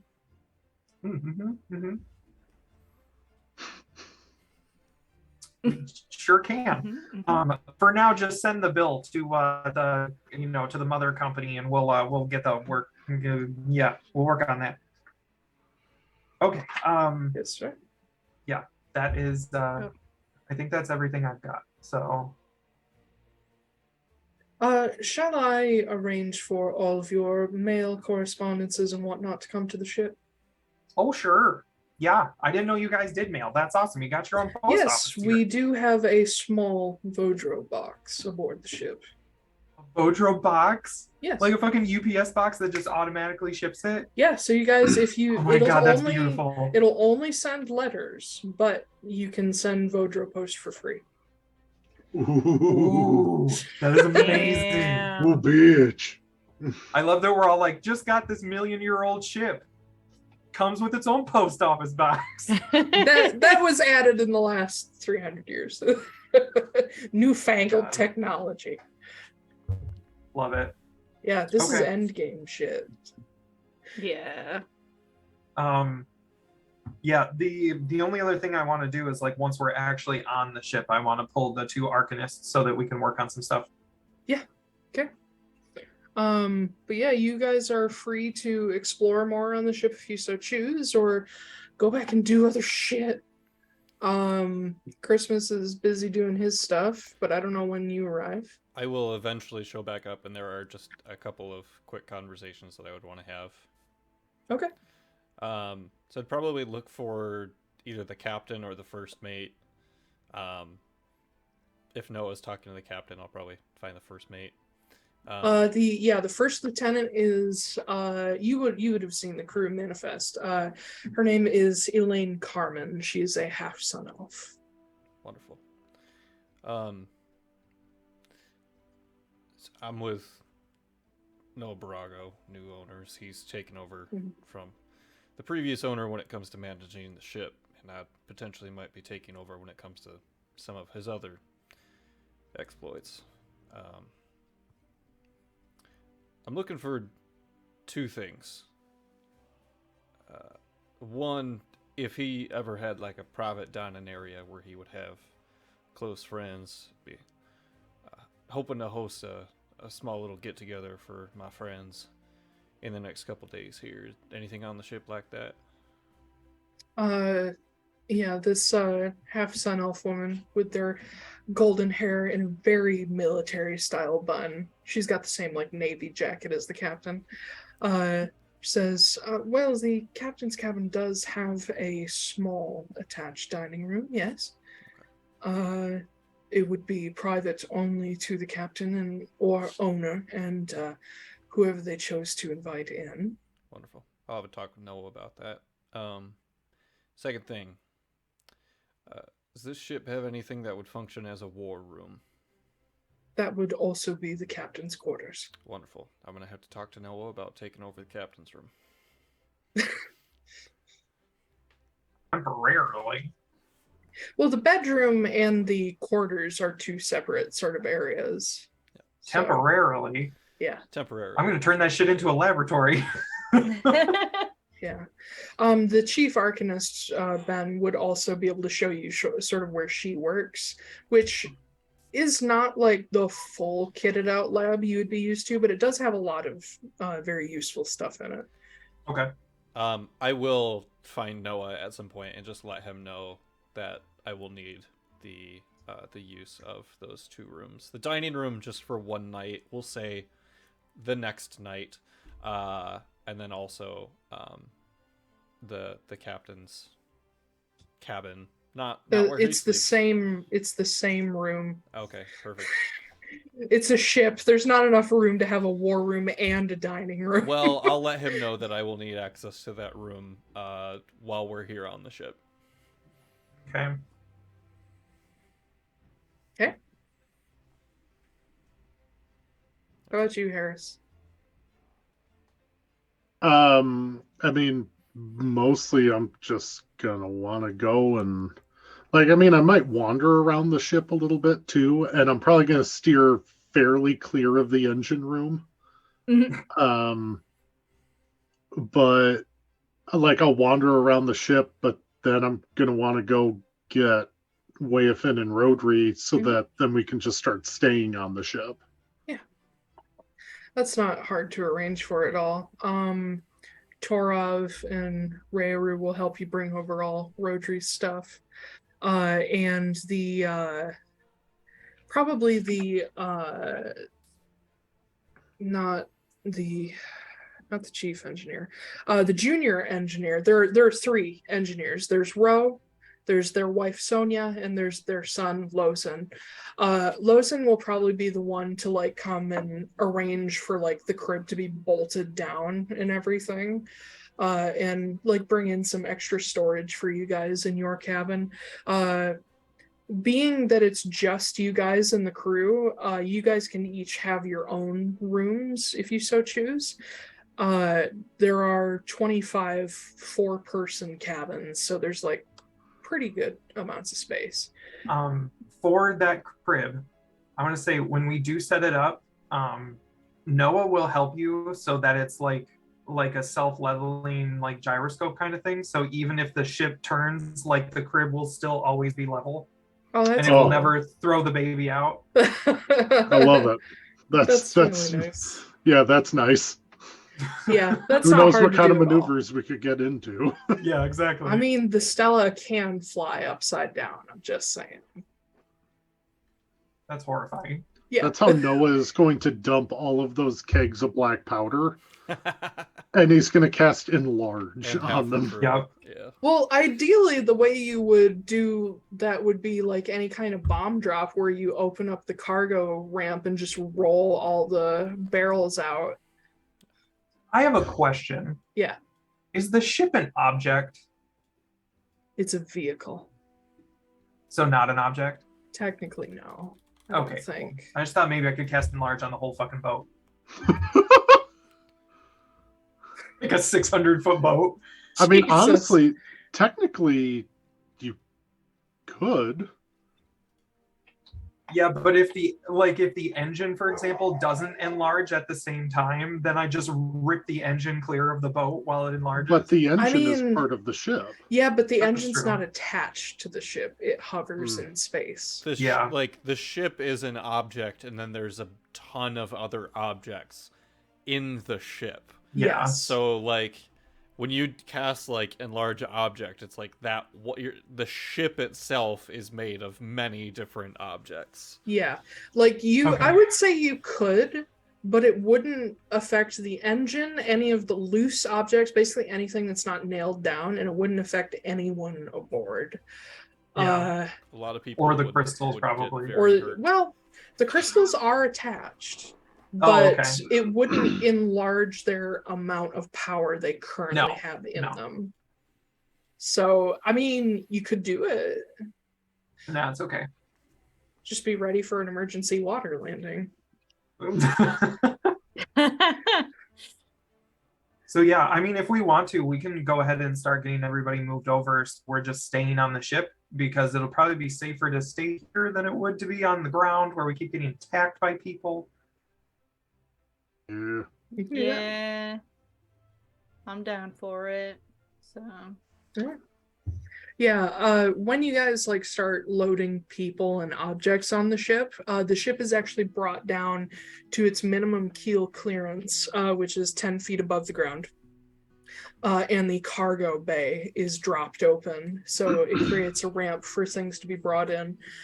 The captain will start arranging for arranging with the local Borago shop to see if they can take anything to be traded in Frosthold, and also contact some of the local shops and be like, hey, do you have anything you need shipped? Here's our fee. Basically, this is a merchant and charter ship. Yeah. I will send a letter to Christine as well, just using the Vodro box on the thing. Yeah. And tell her that we've acquired a giant airship and we now have global shipping capabilities. And so her and Chips need to basically liquefy all their assets and invest into the business. And Ben has done it again. I did it again. I am an entrepreneur, y'all. You're already well on your way, and then you're like, fuck, airship. Yeah. Yep. Already rich, gonna get richer. How fast does the ship move? I have that exact answer because I spent hours figuring that out before. Oh my god. So much Hold math. on. It's just all geometry. No, I was gonna say, literally it's though. like one of those math, one of those like school math textbooks. Mm-hmm. No, I have a file on my computer called Atlaran's Size and Travel Speeds, and it details basically all of the different types of ships, airships, walking speed, horses, Kyotori, drakes, trains. I've got it all. A magical airship travels at 26 knots or 30 miles per hour on average. Because it does not need to stop, it can go about 720 miles per day. The Stella in particular, I believe also follows this. Yep, she does. So her travel pace is 720 miles a day. Her combat speed is 60 feet per round, and she can dash. Her evasion speed, if you're fleeing, is 360 feet for up to 10 rounds. Any further questions? So, with that speed, how long would it take us to get to Frosthold? At 720 miles per day on the world map, let me double check. Because one grid on the world map is 300 miles. Hold on, I've got this all. I knew these questions would appear someday, and I'm ready. World map with. Where's my ruler map? Cast haste on the ship. Ooh, could I do that? Technically, yes. You would want to cast it probably on the engine, but we can experiment with that. Does haste works Willing only creature. on creatures? Yeah, I think it only works on creatures. I guess the engine could maybe technically be considered a creature. There we go. That's It only kind of lasts for a horrifying. minute, but Yeah. Do you have to touch it to cast it? I think it's a touch spell. No, it just says 30 feet. Oh. I made ship go vroom. What did it cost you? Everything. Okay, so 24 times 300 divided by 720. At travel pace, assuming nothing else happens, it would take you 10 days to reach Thessa Ridge specifically. Okay. That's 7,200 miles. How far... Whereabouts in Frosthold is Thessa Ridge?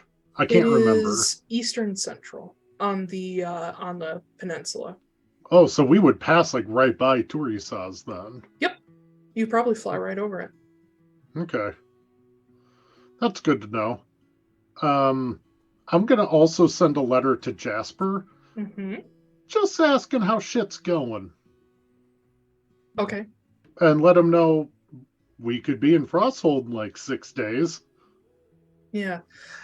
You will get a sending back from him immediately, saying, "Hi, I'm actually headed your way in like a day. So, do you want me to wait or not?" When you say heading your way, do you mean teleporting or like on a boat? He will recast sending and say, "I have a one-way ticket to Constanos right now, and I thought I'd bring Resvin." Why don't you hold off on that? Because we'll be showing up pretty quick. We got some new transportation. Got a hot new car. Yeah. He won't answer back, but yeah. He's not going to spend another goddamn fucking airplane carrier of a boat headed towards them. Taiylor, Yeah. Exactly. Speaking of sending, I will, well, I've still got some spell slots for the day. use a couple of them to contact Devria. Okay. And I specifically want to figure out if they have Jack's body, and if so, where they're keeping it. Okay. All right. Yeah, if you send that question off to her, oh God, what does Devria sound like? It's been a long time since we've talked to Aubrey and Devria. I would make the joke that it feels like it's been months, but like literally it has been months. Right. Yeah. Many. I think, because I know Aubrey was Irish. He was very hobbity. I think Devria was more like stern English. Yeah, I think she was pretty posh. Yes, very posh indeed. Julie But Andrews. yeah, you'll get an answer back. She says, Jack has been buried in Ansus.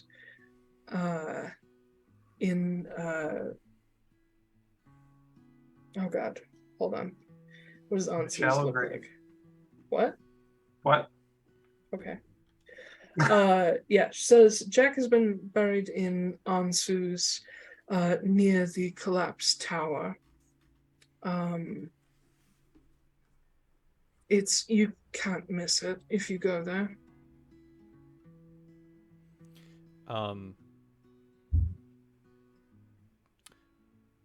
Is she or anyone she trusts near enough that they would be able to retrieve the body and hold on to it until we get there so we can bring him back? All right, hold on. Let me grab the list of Arcanists.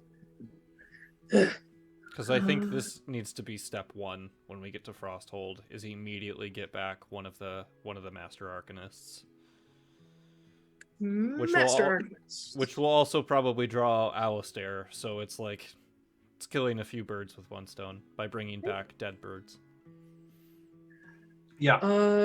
That's how birds work. It's true. Indeed. Need my world map again. Oh God, no! I need my Frosthold map. There's too many files. I'll just bring us to the Frosthold map anyway, since we're going to be there in a hot second. The nearest rune city is going to be Yara, and the Devria would be the nearest person. Okay. Yep. Oh wait, is she in Yara right now? I don't think she is. In that case, probably Murdoch Kilkelly. He's the new Arcanist of Turisaz. He would be the closest at hand. Okay. He's a storm sorcerer. I will use my last sending of the day. Oh my God. To message. God, it's a storm sorcerer. All right, you guys. I will use. Hey. I don't know if it will go through or not. Mm-hmm. But I will, once I've got that figured out with Devria, I will use my last sending of the day to message Alistair and let him know that in a week's time we will be bringing back Jack to life in Ansus. His little That's brat adorable. boyfriend. Yeah. Aww. The sending does go through. Oh, phew. And you hear Alistair. His voice is kind of ragged at the moment. He says, Mr. Fortunemær, if you could manage that, I would be extremely grateful. Let me know. How many days has Jack been dead? Jack has been dead. That's a great question. It has not been long, I know that. It's been like... That's super long. It's been like maybe a day or two.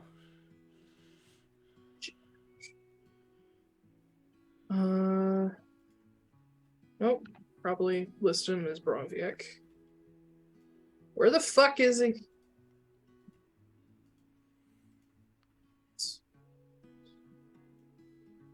Hold on, I'm sorry.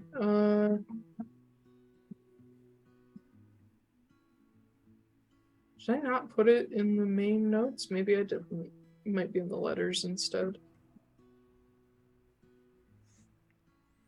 The reason I'm asking is because Raise Dead only works within 10 days. Yeah, I know why you're asking. So, just to let everyone else know, if for some reason we can't reach there within those 10 days, either with Walter or by himself and with you guys, we might need to use a teleportation circle off the ship to get there, and then just have the ship land after we get there. Oh god. Where is this information stored? It's not that important right now if you want to look at It it. is after. though. We I don't know. we will also need to wrap up like at 3 because I have something at 3:30. Yeah, I'll keep looking for that. What are other people doing? Yeah, just getting my stuff moved onto the ship, getting my alchemy space set up. Probably talking to Rayoru about going with Torov. If she wants to.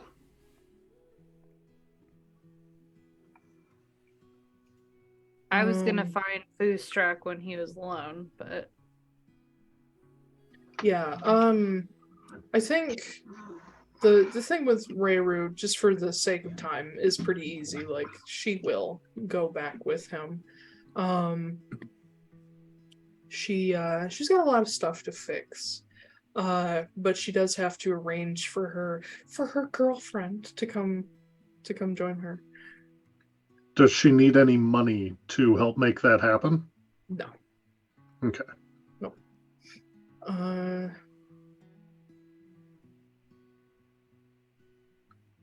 Okay, I'm that's sorry. what. Ash, what was your thing?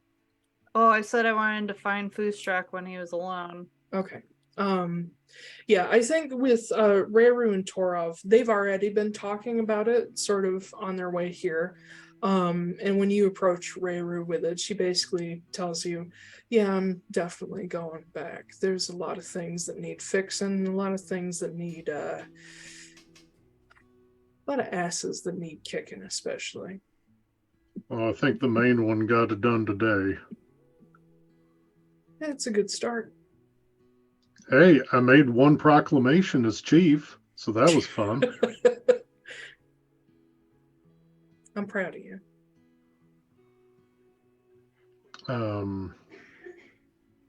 Y'all should probably take this, and I'm going to hold up the chunk of Taiylor's horn. Oh. I would, just in case the medallion doesn't get the job done. Otherwise, I'd turn it into a cup or something. I don't know. We're not gonna drink out of your father's horn. That seems a little virgin on cannibalism. Hey, that's fair.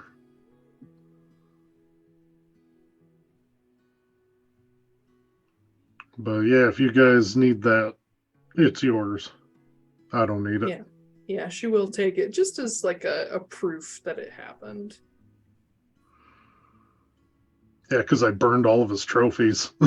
So, whoops.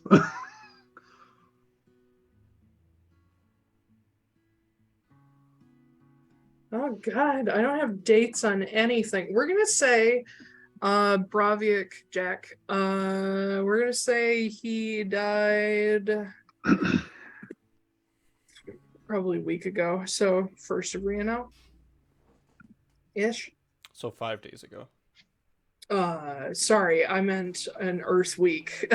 So 7 days ago. A week and a bit ago. Reno 1st, yes. So by the time you get to Frosthold, it will have been 17 days since he died. Okay. So I'm gonna need to pop over to. Everyone is welcome to come with. We won't have to take the ship the whole way there, but I gotta get there before that 10th day is over. You and Walter could teleport over there and teleport back, or just wait for us over there. Bros trip.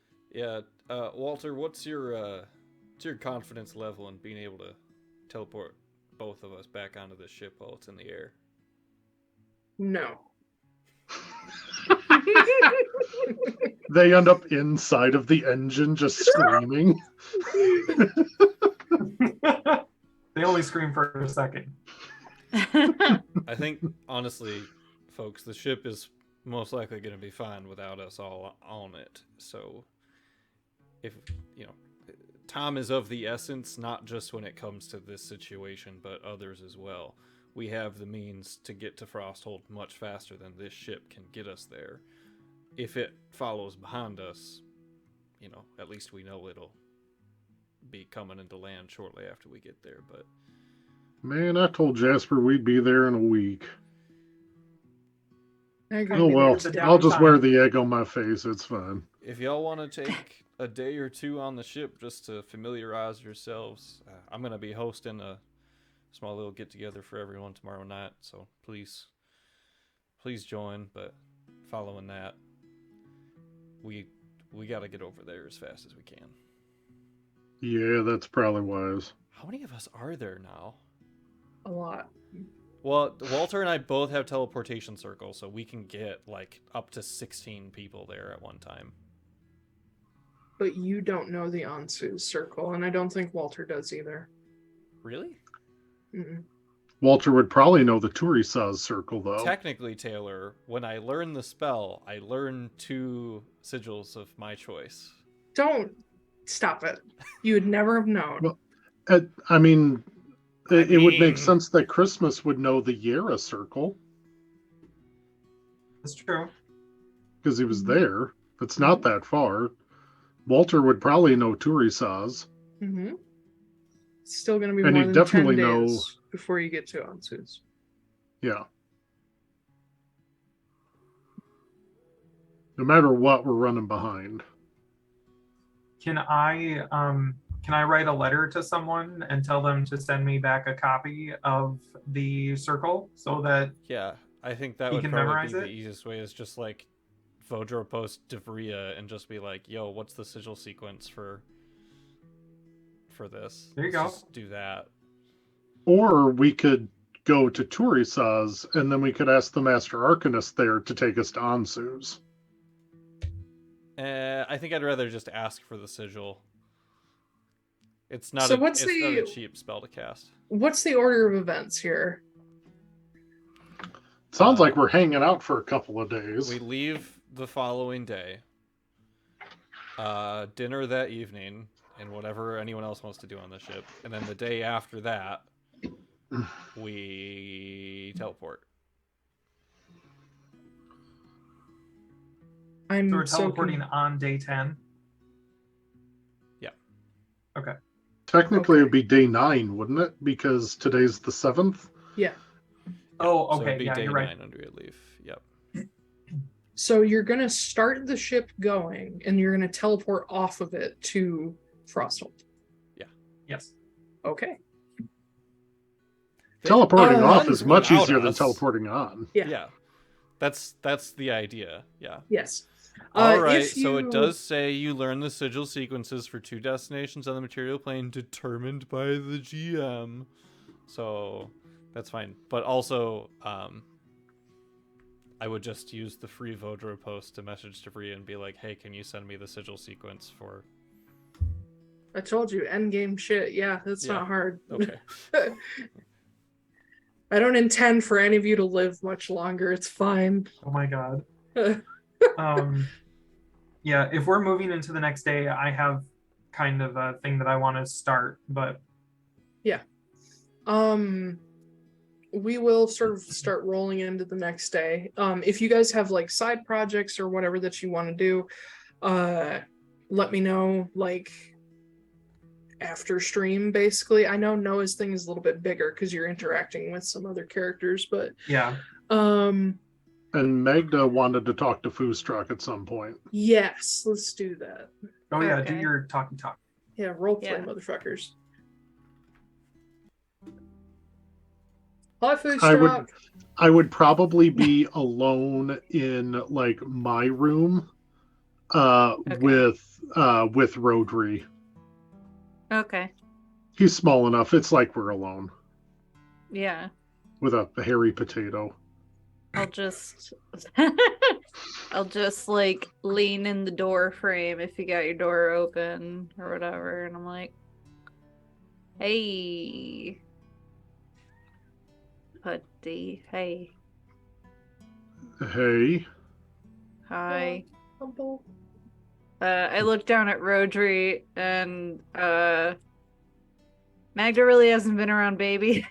It's too much, Yeah. so I just See- walk over to him It's a and little dark puffball with little nubby horns and big ol' ears. I walk over to him and I grab his little hand and I shake it up and down. It's like, good to formally meet you.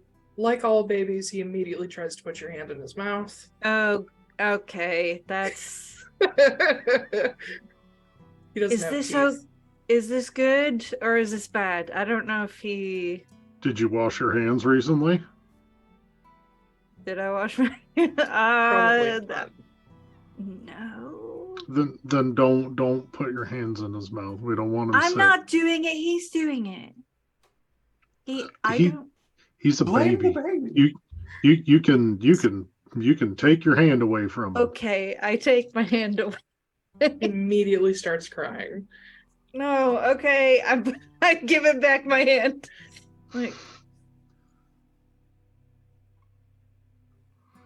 Well, I think he likes you. is this what that? Okay, that's good. What's how- what's going on? How are you doing after beating your dad's ass? Well, it was kind of a collective effort. Yeah, but I'm doing okay. yeah. Yeah, I kind of got to say everything to him that I've always wanted to say. But Finally get to live my life on my terms. okay, I sense a little bit of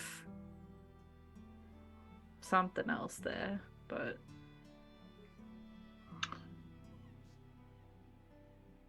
I was a little worried about the confrontation that he and I might have. The last In what time I way? used the conduit and talked to LN, which actually that's going to be coming up for use up here in a couple days. That'll be fun. She was a little worried about me. And I hope I did her proud. I think so. Even if I didn't, though, I'm proud of me. So I suppose that's what matters. And I'm very happy that I had all of you by my side. Of course, We're just a good group of badasses. That's what's going on here. yeah, sure.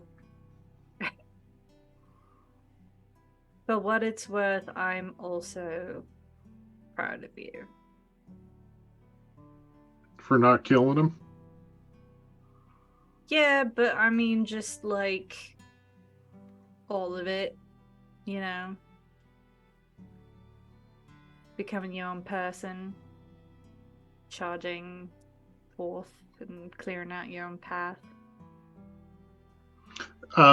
Foos, like as soon as you say that you're proud of him, he doesn't like look at you anymore, and he's like looking down at Rodri, and there's just like one like little tear that comes down. God, no. See, this is why I don't compliment anyone. It's because they get all sad, especially you. You're a little fountain over there.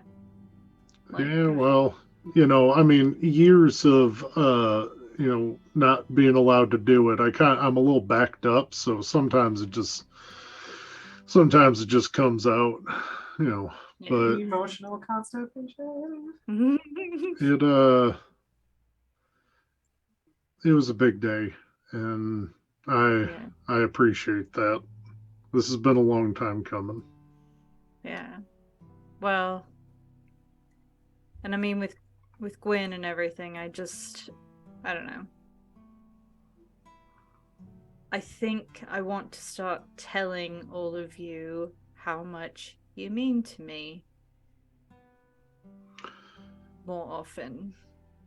You should do that regardless, but we're gonna get her back. Just in case we don't. Yeah. It definitely felt like we've had a couple of 2 steps forward and 1 step back lately, doesn't it? Yeah. But This was a good step forward. it was. It wasn't the step forward that we needed. It was the step forward I needed, but not what we needed. I mean, it's one less thing to worry about. Same with Tristan. Now we can... Taiylor may not be done. We'll find out. He's still out there somewhere. He could end up being a problem again later, and if he is, we'll do the same thing again. Right. I'm not worried about him anymore. No, definitely not worried about Valkyrie. Yeah, that was a bit overkill, don't you think? Like, literally. I was a little surprised, and Wayfin and Torov were both like, well, it kind of had to be done, but it did leave a little bit of a bad taste in my mouth, but I can't blame Walter at all. There was something wrong with Valkyrie. Yeah, something off. Like something unusual off, or he's just an asshole from the beginning off? Something unusual. You'd look in them eyes and there was just nothing there. It's like looking at a shark. You don't think he's been messed with, do you? Or it's just... I mean, that is to more magically inclined people than I to know, but I guess it doesn't really matter anymore, but... no, it definitely doesn't matter now, but... you should be pretty proud, too. What, of finally landing a hit on something?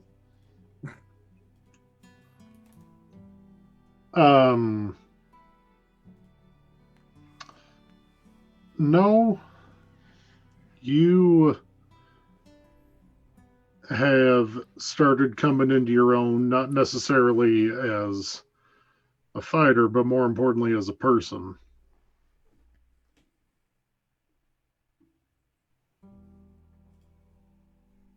Well, thanks.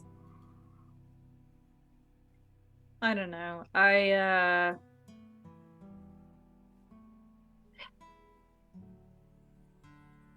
thought I would be a lot happier getting this curse off me. That was my only goal for the past 6 years, and now I'm just... It was such a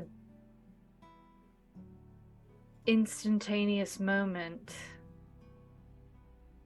followed by such disappointment that I was just... I can't find the strength to be happy about it. It's bittersweet. Goal accomplished, but at what cost? No, it's just bitter.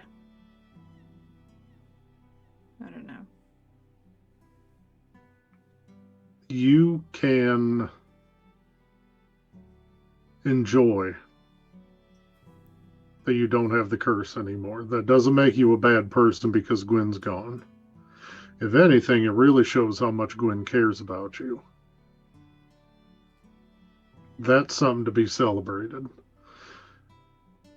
And, God's willing, we'll be celebrating it with her sooner rather than later. I think the thing that pisses me off most about it is that it wasn't because of anything I did. It was just because Sov decided to be a dick in a different way. It is kind of because of something that you did, though.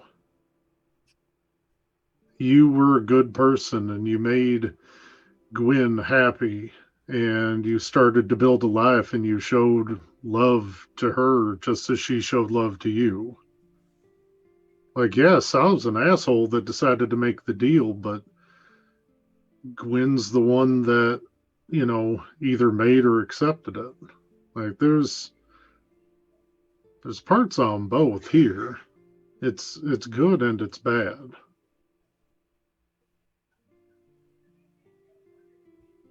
Yeah. Guess I'm just waiting for the good part to start kicking in. Well, I have the feeling that the good part will start kicking in when we start kicking asses. And then it's going to get real bad again at some point, probably. And then maybe it'll be good again. We'll find out. And we'll find out if we find out together. Great. I will say this, there is only one thing that I'm certain of at this point, and it is that we are killing Sov. Oh, yeah, that was never a question. Like, this is, he ain't like Taiylor. Like, it isn't just, okay, now don't you do it again. Like, he is somebody that if we don't kill him, he's just going to do this again in another 300 years or whatever. I know. Yeah, I know. But I'm speaking into existence. Yeah. We're killing him.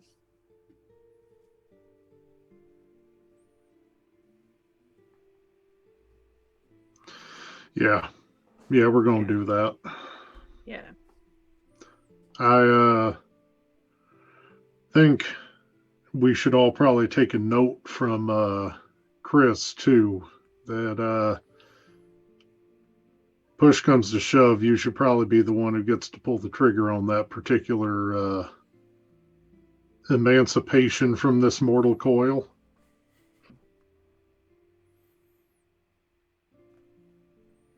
I won't fight on it, but it sure would be damn nice. He's messed with you more than anybody else here. You kind of deserve it.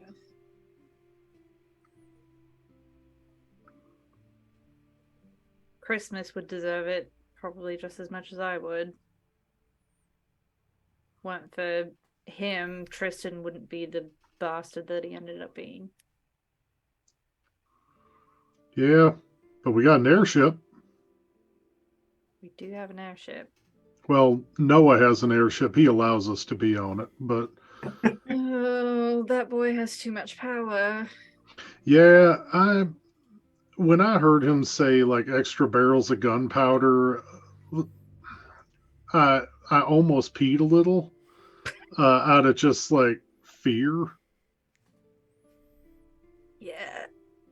But yeah, if we go down because of them, whole world's going to know it. We'll be seeing that explosion all the way up in Amnoblin. Yep. At this point, we might as well just rename the whole planet of Atlaran Borago. It seems that's the way it's going. Well, maybe if a new continent ever ends up popping up, then... Yeah, there we go. Boragos. Oh, that's actually got a nice ring to it. When he becomes a god, that'll be the name of his realm. Yes. Yeah. I think my skin is pruning now on my fingers that your child is gnawing on. You just better be glad he ain't got teeth yet. Yeah. I bit Dad once, and Jesus, he was mad. Yeah. Well. Cool. I guess I'm just here for a little bit until he falls asleep then. But, you know. No, probably won't take long. He just got done eating. Cool. I'll just hang out then. All right. Well, The end. you guys hang out for a while. I do have one more thing before we. Okay. I just need to make Get the one fuck quick out of here. roll as well. So What? I'm just gonna start working on that project I told you about Mhm. with all the scraps. So I just need to make a tinker's check, and I'm gonna use my spell refueling ring to give myself back a 3rd level spell, so I can cast enhance ability to give myself advantage. Cool. Yeah. Okay. I rolled a 16, and I'm gonna use the flash of genius, so that's a 40. Fuck. Jesus Christ. We're going to talk about that a little more next session and maybe between sessions because that's a lot. Yep. But let's just say your project is well the fuck underway. I double crit. What? I said I double crit. Actually, if I would have, I rolled a nat 20 if I on would have, top of my nat 20. if I would have had a nat 20, it would have been a 44. And if I could throw a guidance on there, I could get up to 48. And I could throw you a bardic inspiration. We could get up to 58. Oh my god, you Sweet. guys, stop. Break the game. No. Noah has a seizure and suddenly understands how to build his own arcane airship. Exactly. That's the goal. Not just build it, like manifest it in front of him just from the ether. He turns into the Avatar. Guys, we gotta wrap up. I got one more thing. Oh god. I don't want to end, but you know, Koop has a thing. Sorry. So, that night after you guys all get everything squared away and get people into their cabins and whatnot, the ship is still sitting for the moment. Foostrak, I got a thing for you, buddy. You are in your cabin with Wolfe and Rodri, of course. And sometime during the night, you don't know if it's a dream or if you actually wake up. Don't worry about it. What's happening? No, don't worry about it. Oh, okay, yeah, I'll tell you later. You don't know if it's a dream or if you've actually awoken. You sit up in your bed and see Wolfe still asleep. The crib is stationary at the moment because the ship isn't moving at all. But you see, perched on the sort of head of the crib is an atlas moth. Oh, what? Wait. And Fuck. it sort of like flaps its wings once and like it's sort of like butterflies do when they sit on a flower, just occasionally like move their wings. This atlas moth, one of the largest moths that exists, orange and dark colors. And you hear a voice, a very familiar voice, speak to you. And stop me if I've read this before because I can't remember, but I don't think I have. You hear Sav speak and say, "Congratulations, Mr. Wildborn. Your firstborn son. Premature, weak, helpless, and sure to be looked down upon by your people. And your poor wife, disgraced by her inability to produce a strong child, despite her own strength and the grace of Zachary. What a pity that you've both fallen so far short of the Nathar name, and now your father has too. Then again, maybe you've deluded yourself into thinking that you're better than all those doubting voices and stern warriors. And maybe you're special, because some worthless has-been goddesses were nice to you and gave you some special trinkets. Alen sits by and watches like a helpless babe. And I could understand you getting on well with the goddess of war, but Morrigan, don't make me laugh. She couldn't even handle a witless demon lord at the head of a pack of disfigured giants. If anything, her son would be far more worth your time. Cunning, clever, slippery, and able to support a godly ascension without destroying himself. Morrigan and Titania have severely underutilized Mr. Goodfellow. Perhaps he'll see reason and become my new Hearsome in time, if a little less prone to pride and lust. But I'm sure you don't want to hear me wax poetic about all the little mites annoying me in the background. You and your nobodies have been doing a stand-up job picking apart my web, and you managed to stay hidden for a long while and cause some real damage to Baylor's plans in the Sealy court. Nicely done. Do pass my compliments on to your rather explosive friend. Instead of complaining about what you've all ruined, I'd rather like to thank you for what you've helped sow. After all, if not for Miss Wrenly and Mr. Dine, I'd not have had the front row seat to all your shenanigans and weaknesses. If not for Mr. Borago, I wouldn't have picked up on some very interesting tricks that proved extremely helpful in putting down a master arcanist and his entire tower. Mr. Fortunemær also reminded me of the value of telepathy.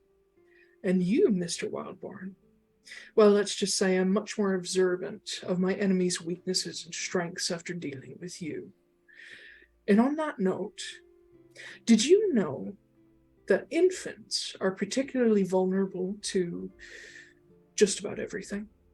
And their mothers, they're almost as easy.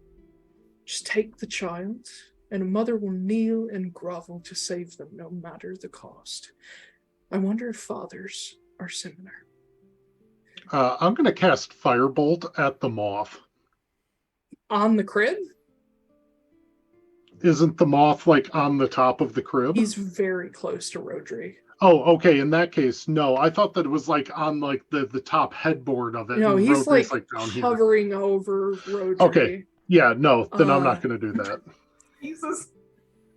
But he says, I'll be seeing you shortly, Mr. Wildborn. Congratulations again, and allow me to offer my condolences in advance. And you fade back into sleep. Fucker. Oh no. And that's where we'll end for today. There's always another fire. Fucker. I mean, this fire was Well- already set. It's just Sav telling you in advance that it's coming. There's always another fire. It's not another fire. It's been there. But anyway. Let me grab my thingy-majigger. Rodri's going to get fridged. My He's... That's not how that works. I think it's getting worse. Oh god, Zoom, come back. There you go. Okay, so that's everything for this week. We should be back for unless anything changes, we should be back for the first 3 weeks of December and then go into January after that. But thank you, everybody, for joining us. You can catch us on Twitch 11 a.m. Eastern on Saturdays and see our VODs and podcasts the following Wednesdays on YouTube, Spotify, and other podcast platforms. We won't be streaming for New Year's Eve or Christmas Eve. I mean, that's kind of a given, but we'll hopefully be back on a more stable schedule starting this month and, of course, January. So, or next month in January. All right. Bye, y'all. Goodbye. Goodbye. Bye bye bye. Goodbye. Takes out, Stream Master. Ugh, I Bye, guess. bye. Bye, bye.